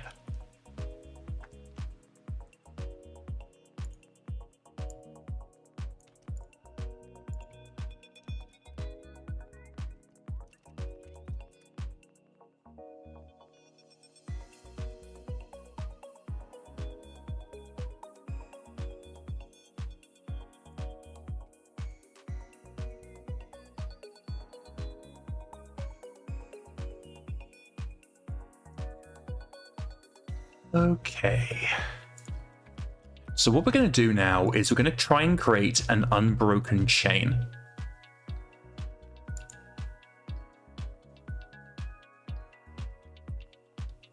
Cannot refer to enum constant in its definition. Grumbly, grumbly, grumbly.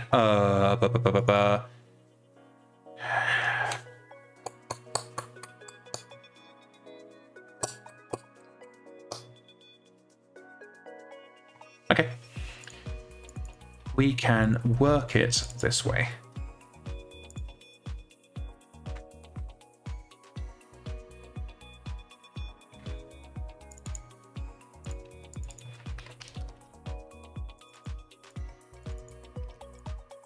So if we get rebels and there's no rebels on the planet, we're going to fall back to militia. If there is no business group for whatever reason, we will fall back to militia. If militia doesn't give us anything, we're going to fall back to target system owner. We'll make it local noble. If local noble doesn't exist in the current system, we will go target system owner. If target system owner doesn't exist in the system, then we'll go to current system owner. And if current system owner doesn't exist in the system, we're going to fall back to mercenary subgroup. No, we're going to actually fall back to null. So what else we got? Corporation. If corporation doesn't exist, we will fall back to planetary government. If planetary government doesn't exist, we will fall back to target system owner. If mercenary subcontract doesn't exist, we'll fall back to planetary government, which will then fall back to target system owner. if player faction doesn't exist, we're not going to fall back anywhere. Because if player faction doesn't exist, we're in trouble. No, this won't work. Yes, it will. Because we're not checking for...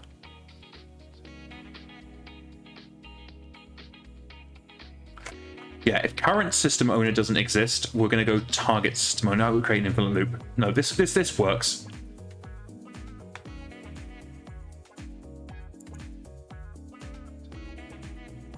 Actually, player faction will always exist, but it won't always be a valid employer.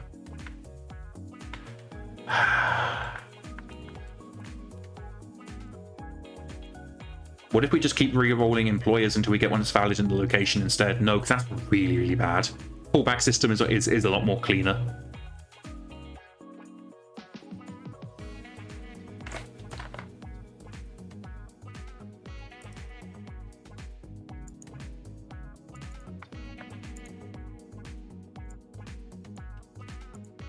I need to note that this is, in fact, nullable.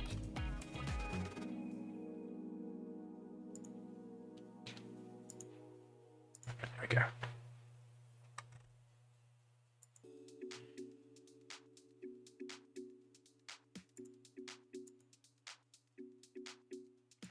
We'll fall back if current system owner doesn't exist. We're actually going to fall back to player faction, and so the only place that doesn't have a fallback will be to player faction.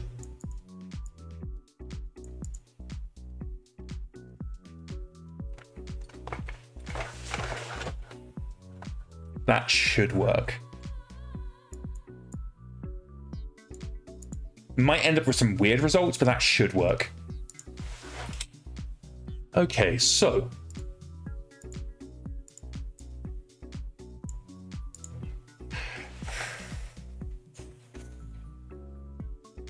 no. This does actually need to be step 2. Okay, no, that is in fact need to be step 2, because we can incorporate that when we're picking location, because we'll need to know who we're generating a contract for and what contract type before we can pick the location. Otherwise the location is going to be wholly random, and that's going to be bad.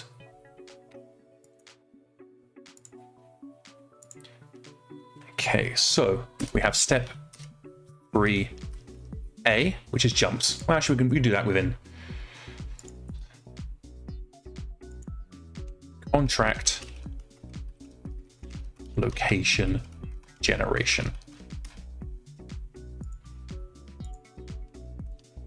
Okay, for this we're going to want, let me get into here. They were private employee types. Did I privatize them? I did. Good. So we are going to want private planetary system. And we're also going to want private planet. Target planetary system, and then target planet. Because one thing I really want to do is allow contracts to appear at the planetary level rather than always being targeting the primary planet of a system.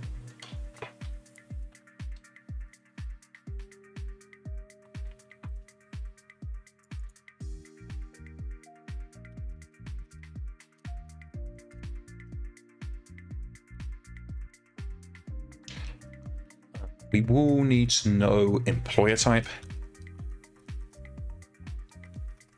Chaos employer type. And contract type, yeah, that's information we'll want to know. So first up, step 1, we need to determine jump distance. And then in step 2, determine planetary system. Step 2B, well, step 2A will be pick planetary system, and then step 2N, if failed, move through fallback factions. And step 2 NN will be, if failed, fail contract generation. So first of all, we need to determine the jump distance, which thankfully we have a handy dandy table for. Somewhere.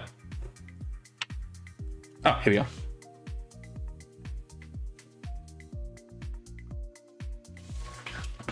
So, int roll equals d61. And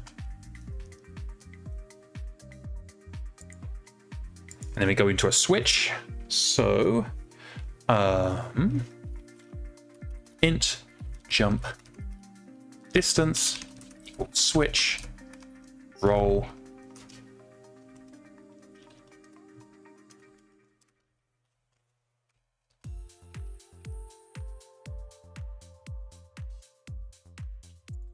just do the default now throw. There we go.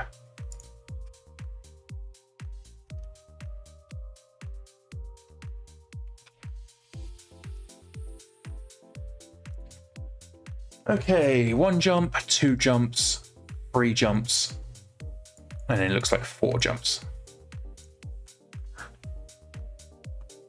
Yep. One of the things that I really like about having so few jumps is it means players are going to spend a lot less time in transit and more time just doing the fun stuff.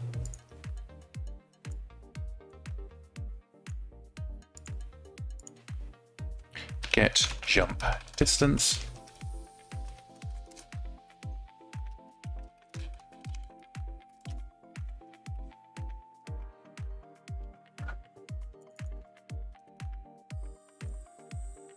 And we'll just have this returned instead. There we are. Okay, so this is going to give us a jump distance, at which point we now need to hook into the planetary system stuff. Now that's going to be incredibly complicated because I'm actually going to have to rewrite large chunks of it to work with this system. So let me see how badly I need to rework things.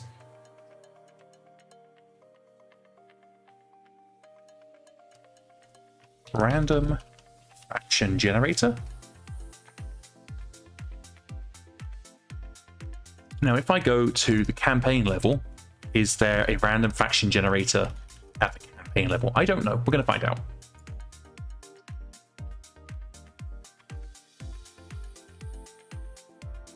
There isn't. Now, I could have swore I don't want to instantiate random faction generator. I should have.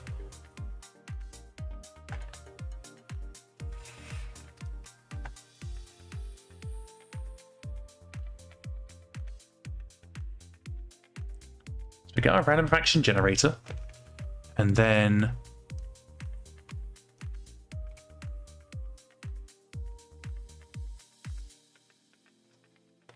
we want attacker, defender, location.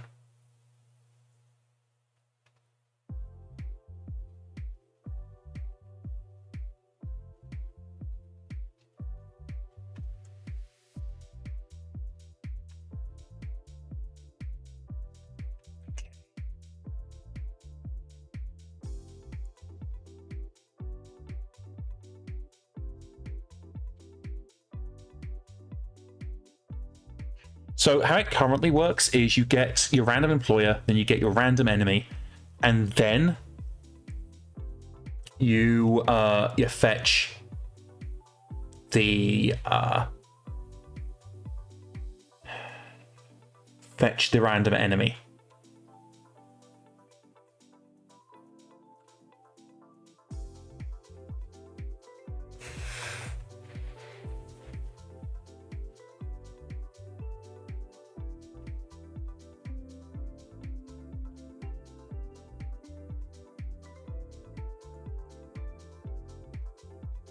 Okay, let's have a look at random enemy employer.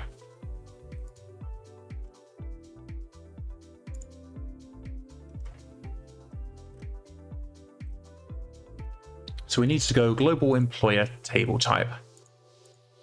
which breaks it up into independent, minor power, major power, superpower, which is not how Chaos Campaign does it. Okay, this part is going to be far, far, far too complicated for me to go into right now. So we're going to jot down. We're going to adjust our process. So we need to pull potential targets within end jumps. Then we need to reduce target pool based on employer type. Then pick employer. Then we need to pick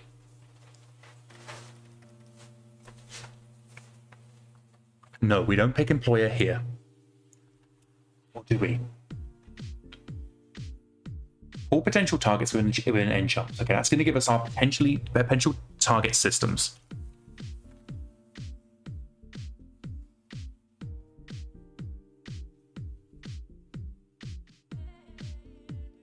Then we reduce the target pool based on the employer type. No. Reduce target pool based on contract type.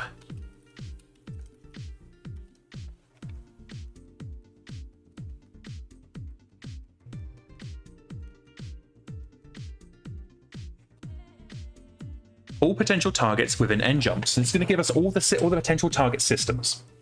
Then map potential targets to employer and enemy. Two separate maps. So a map allows me to say, okay, this system, who are the potential employers in this system? Who are the potential enemies in this system? Filter map. I'm going to do this during the map's construction. During map construction, filter out invalid options for employer.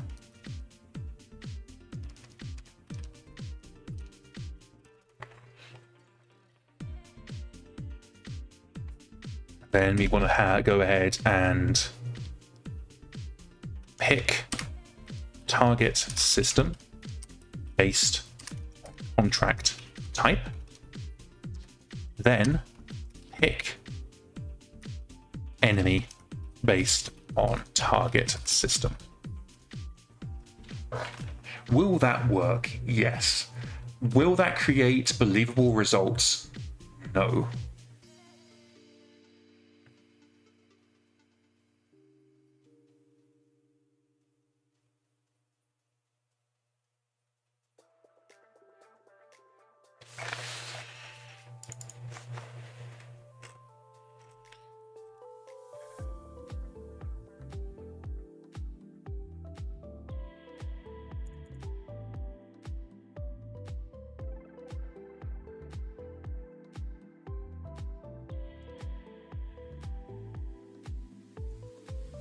Do we want to ignore the Chaos Campaign part that picks employers and enemies, and instead use MekHQ's built-in systems that are a lot more advanced to pick employer enemy, and then go back from there? That may be the way to do it. To use MekHQ's more advanced systems to pick the employer and the enemy.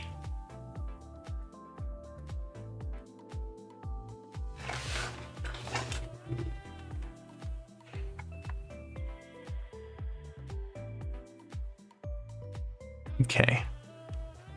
Yeah, that actually maybe, because I've already gone ahead and completely rewritten how we pick enemies and employers. So why don't I just lean into that? Mr. Bear, why are you being a grumpy pants? I think that's the play. I think that's what we do. we hook into MekHQ's brand new systems that were created for the contract overhaul project and just use those instead of how Chaos Campaign generates it using the arbitrary list.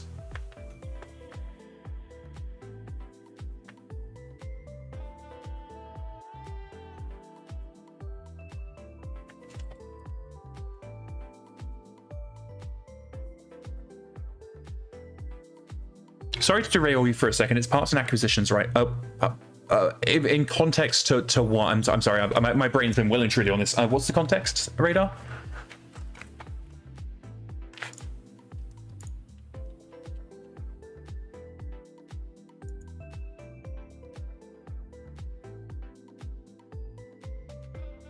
Probability target numbers.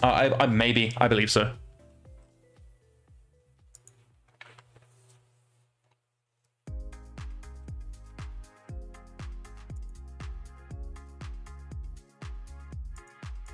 How did I set this up for the contract overhaul project? That is a good question. That is the question that we will identify. Because I've already done this stage in the existing contract overhaul project.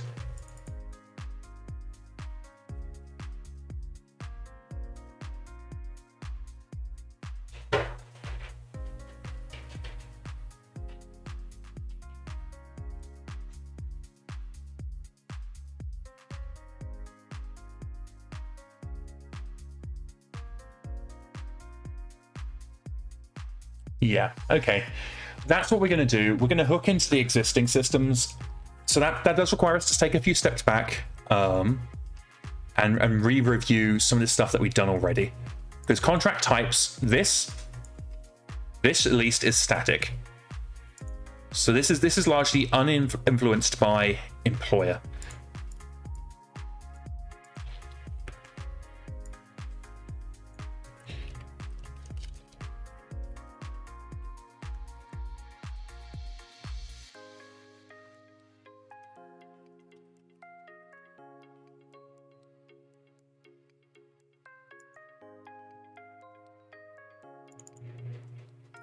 Okay, so for this we need the I location, which is current location.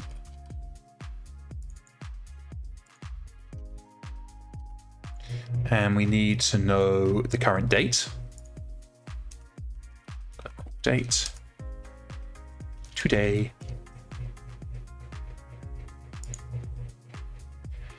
And this has the added benefit of not just throwing away a whole bunch of work, which is nice. Employer type, we're just going to say global, independent for now.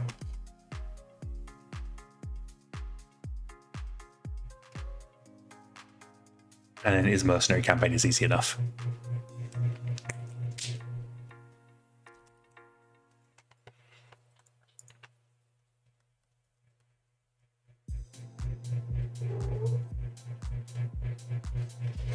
So because we get to pick global employer type, actually. Oh, hi, Mr. Bandit. Hi, little buddy. You come to get involved in the stream? We can probably use the employer tables from contract termination employer. How are we doing this?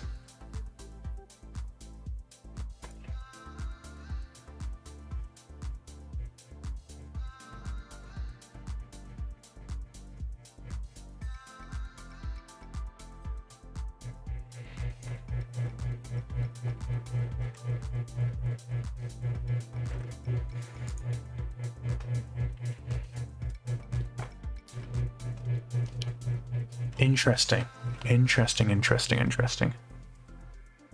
Employer type generation.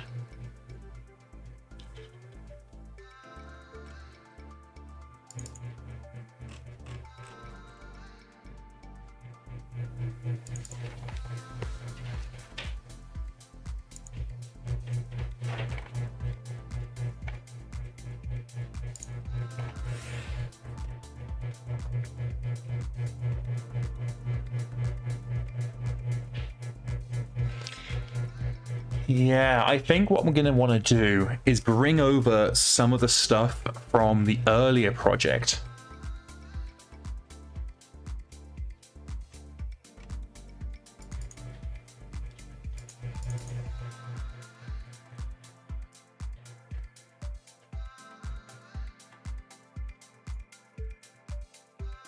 And go from there.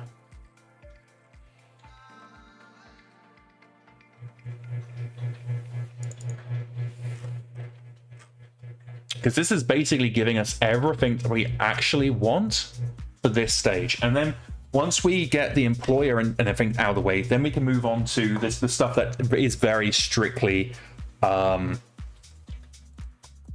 chaos. Okay. So let's get rid of these. So I need to... Let's go ahead and get rid of some of this stuff. So employer, type generation we don't need. Contract type generation we do. Contract location generation we don't. I'm going to deal with that later.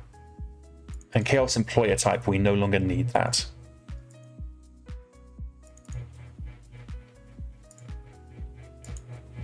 And largely this is just going to get wiped out, so we're just going to go ahead and do that now.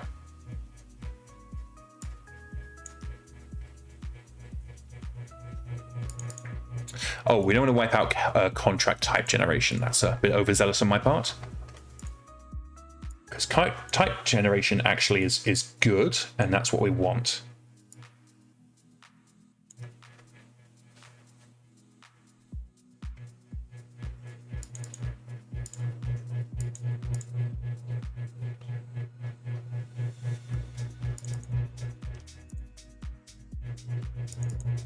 Oh, and we also need to get rid of, there we go.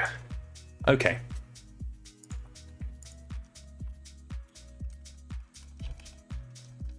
So that gives us contract type generation. And then, now we've got that, we can start keel hauling over stuff from... someone was wondering why they couldn't see the TN for units and parts instead of just impossible. If they're seeing impossible, it's because there's a specific reason. They can write an RFE. I really don't care. Like, I am so over our parts code, it's not even funny.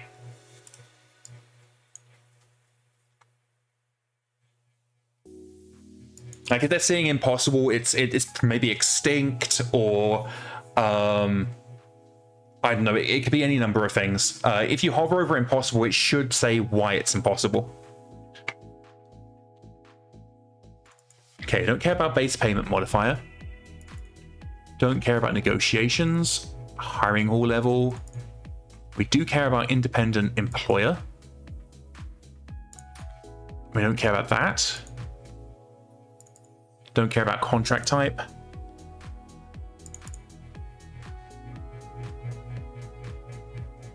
Don't care about that. Don't care about that.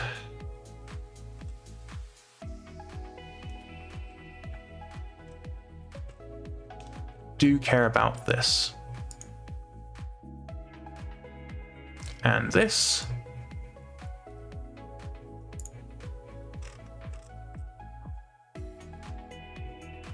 And this. Don't care about that or that. Might care about some of this.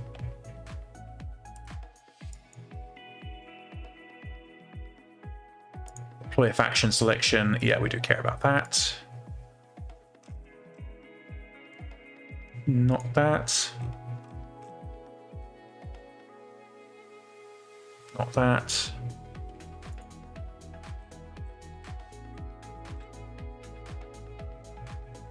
Oh, we want employer negotiator, that's fun.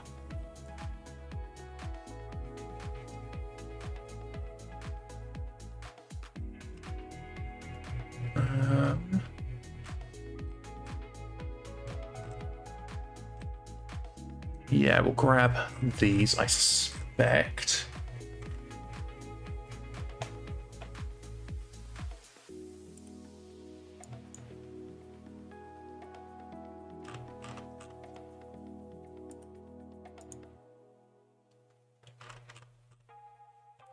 Negotiations data is not important anymore.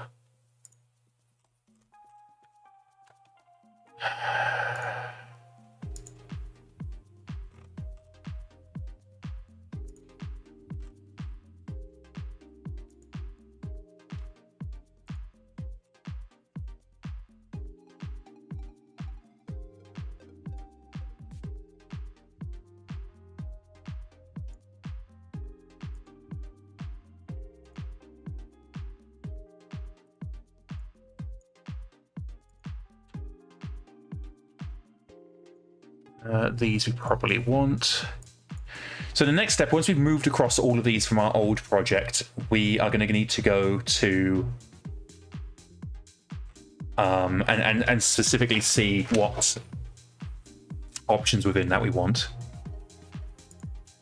Okay, these have just been moved.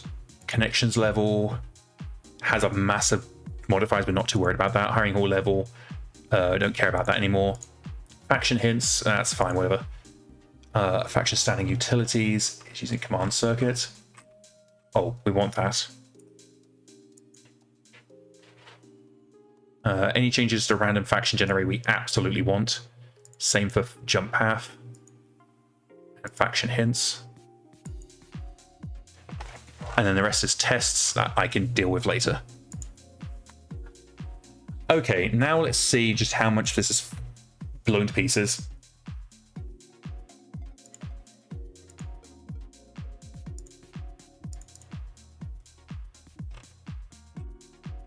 Okay, that's fine.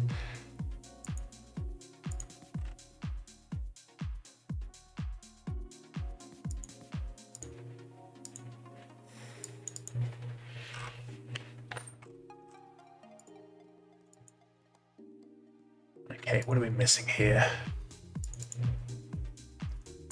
Can I resolve mercenary? Where are we trying to resolve mercenary?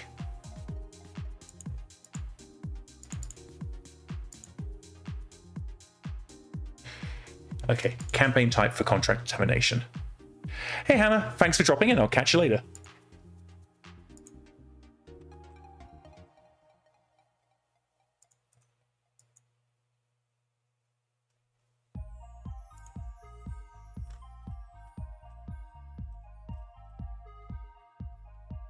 Okay, looks like we've got one more error. Get employee modifier. Okay, that's because we don't care about that. Oh, connections. Connections was giving us a hiring hall modifier for employer. Okay, we do care about that. Because that makes connections just a little bit more interesting. And hiring hall gets an employer modifier as well. That again makes things a little bit more interesting. So certain hiring halls just give you different types of contract.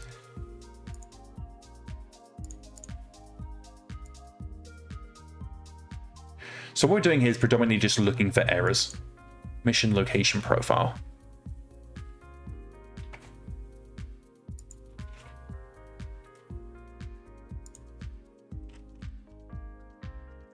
So where is mission location profile? There it is.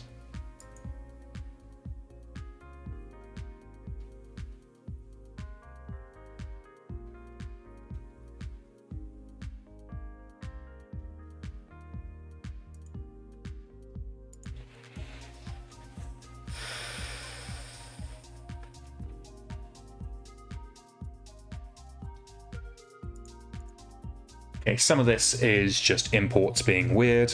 Just need to go and unscrew that.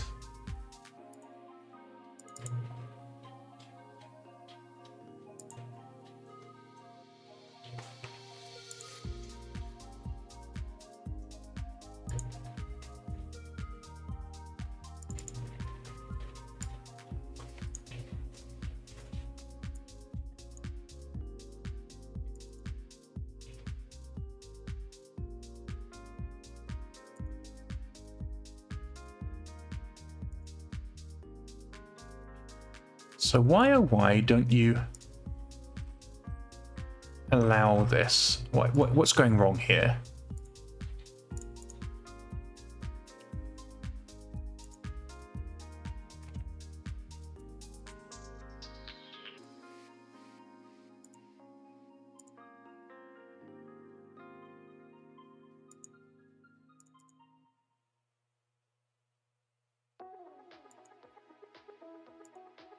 You're not actually going to do anything.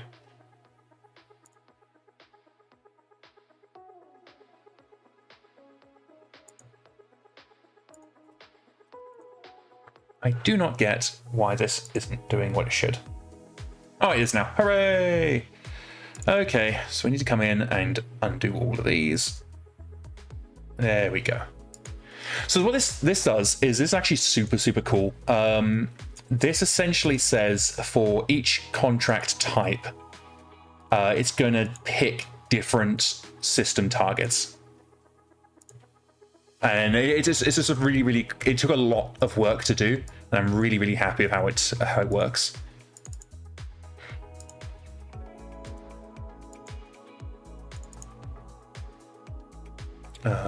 Actually wanting to look here instead. Okay, no errors there. Good. And what I'm going to do is after we've broken up all the errors, or fixed all the errors, I should say, we're going to come back in and just generally fix up. So enemy selection profile is the next one we need. Oh, hi, Mr. Bandit. What's wrong, little man? Are you forlorn? You don't know? Well, I'm sorry. I'm sorry if you're having a hard time. Yeah? Well, I'll be finished with the stream soon. Mr. Bandit wants me to be finished now. Let's see. Enemy selection profile. Enemy selection profile. There we go.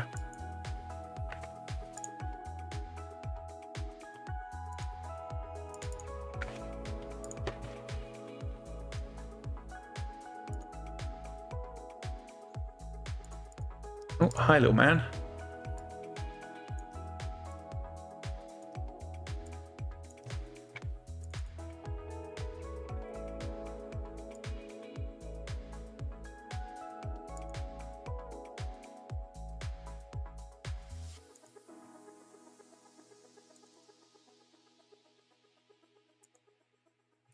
So you might notice that this actually runs countermand to what we've been doing with the new chaos stuff. I'm probably going to need to, well, not probably, I am going to need to come in and adjust this.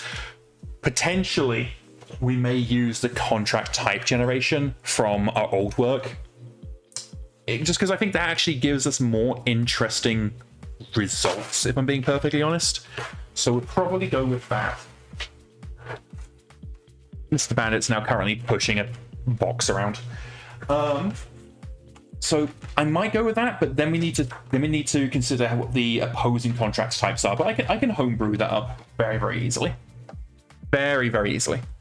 Contract length, again, we'll need to adjust that, but I can do that. So that's not a problem.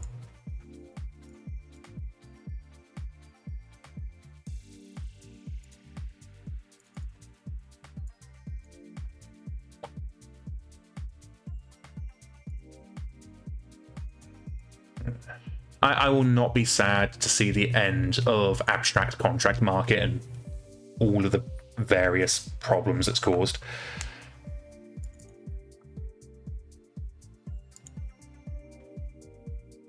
There we go. Okay, back to commit.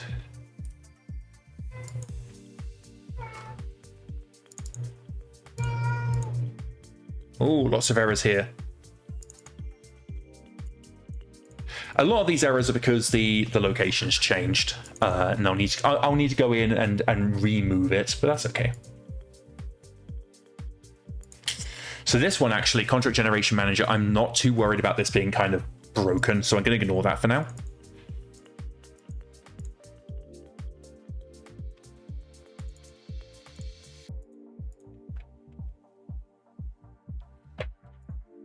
Okay, that's just saying it's deprecated.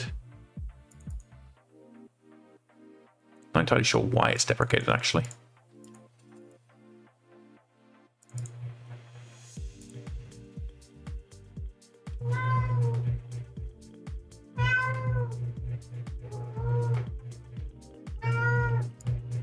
Okay, that's because okay, so that's so we don't create just random new people. I might need to create a static new person. system. I need to do something there because we can't cut off the ability to create new people just because stuff I need to deal with. Basically, it's deprecated because it's no longer should be used with the new splitting forces thing, but this probably shouldn't be deprecated, or not deprecated without an alternative method that works basically the same. Maybe. I need to look into that.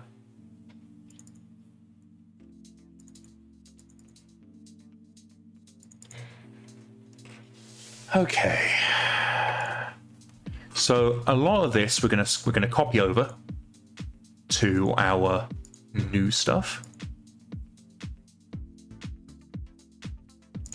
Poor radar is being slowly baked, and I've just realized the time. So rather than me diving into it anymore, what I'm going to do off screen is just neaten up all these new classes that we've merged over and make them so that they all fit within the new framework. But I am going to head off for the evening. Thank you everybody who dropped in. If you haven't already and you are having a good time, please consider hitting the follow button so you can be notified of when we go live. We go live Monday, Tuesday, and Thursday for the live dev streams like you saw today. And then on Friday, we have our ongoing MekHQ campaign for the Scrotorious Bastards. We are about 18 months away from the clan invasion, and we are a Free Wrestle-Hague Republic house unit. If you have been particularly enjoying yourself or just want to not deal with ads, please consider the subscribe button. Not only do you not have to deal with ads, but you do not have to deal with ads. But also you are helping support me and get me a new computer so that I have an easier time developing and can do bigger, better things for you all. If you want to support the channel but don't want to go through Twitch, you basically don't want Twitch to take a cut, there's also the PayPal option that you'll gain access to by hitting !tip. I believe that's what I called it, possibly !tips. I can't remember how I spell it. Either way, it is there for you to do. Otherwise, thank you all for dropping in. If you haven't already, make sure to hit up the MegaMek official Discord, or perhaps the IllianiDev Discord, both available in the place where links live. I am going to go make dinner for my family. Tonight we're going to have roasted chicken thighs with mashed potatoes and green beans. Very tasty. But yeah, until tomorrow, I will wish you all a good night and farewell.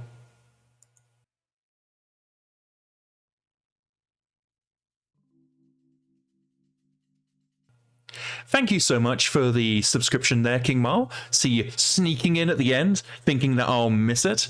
Thank you so much.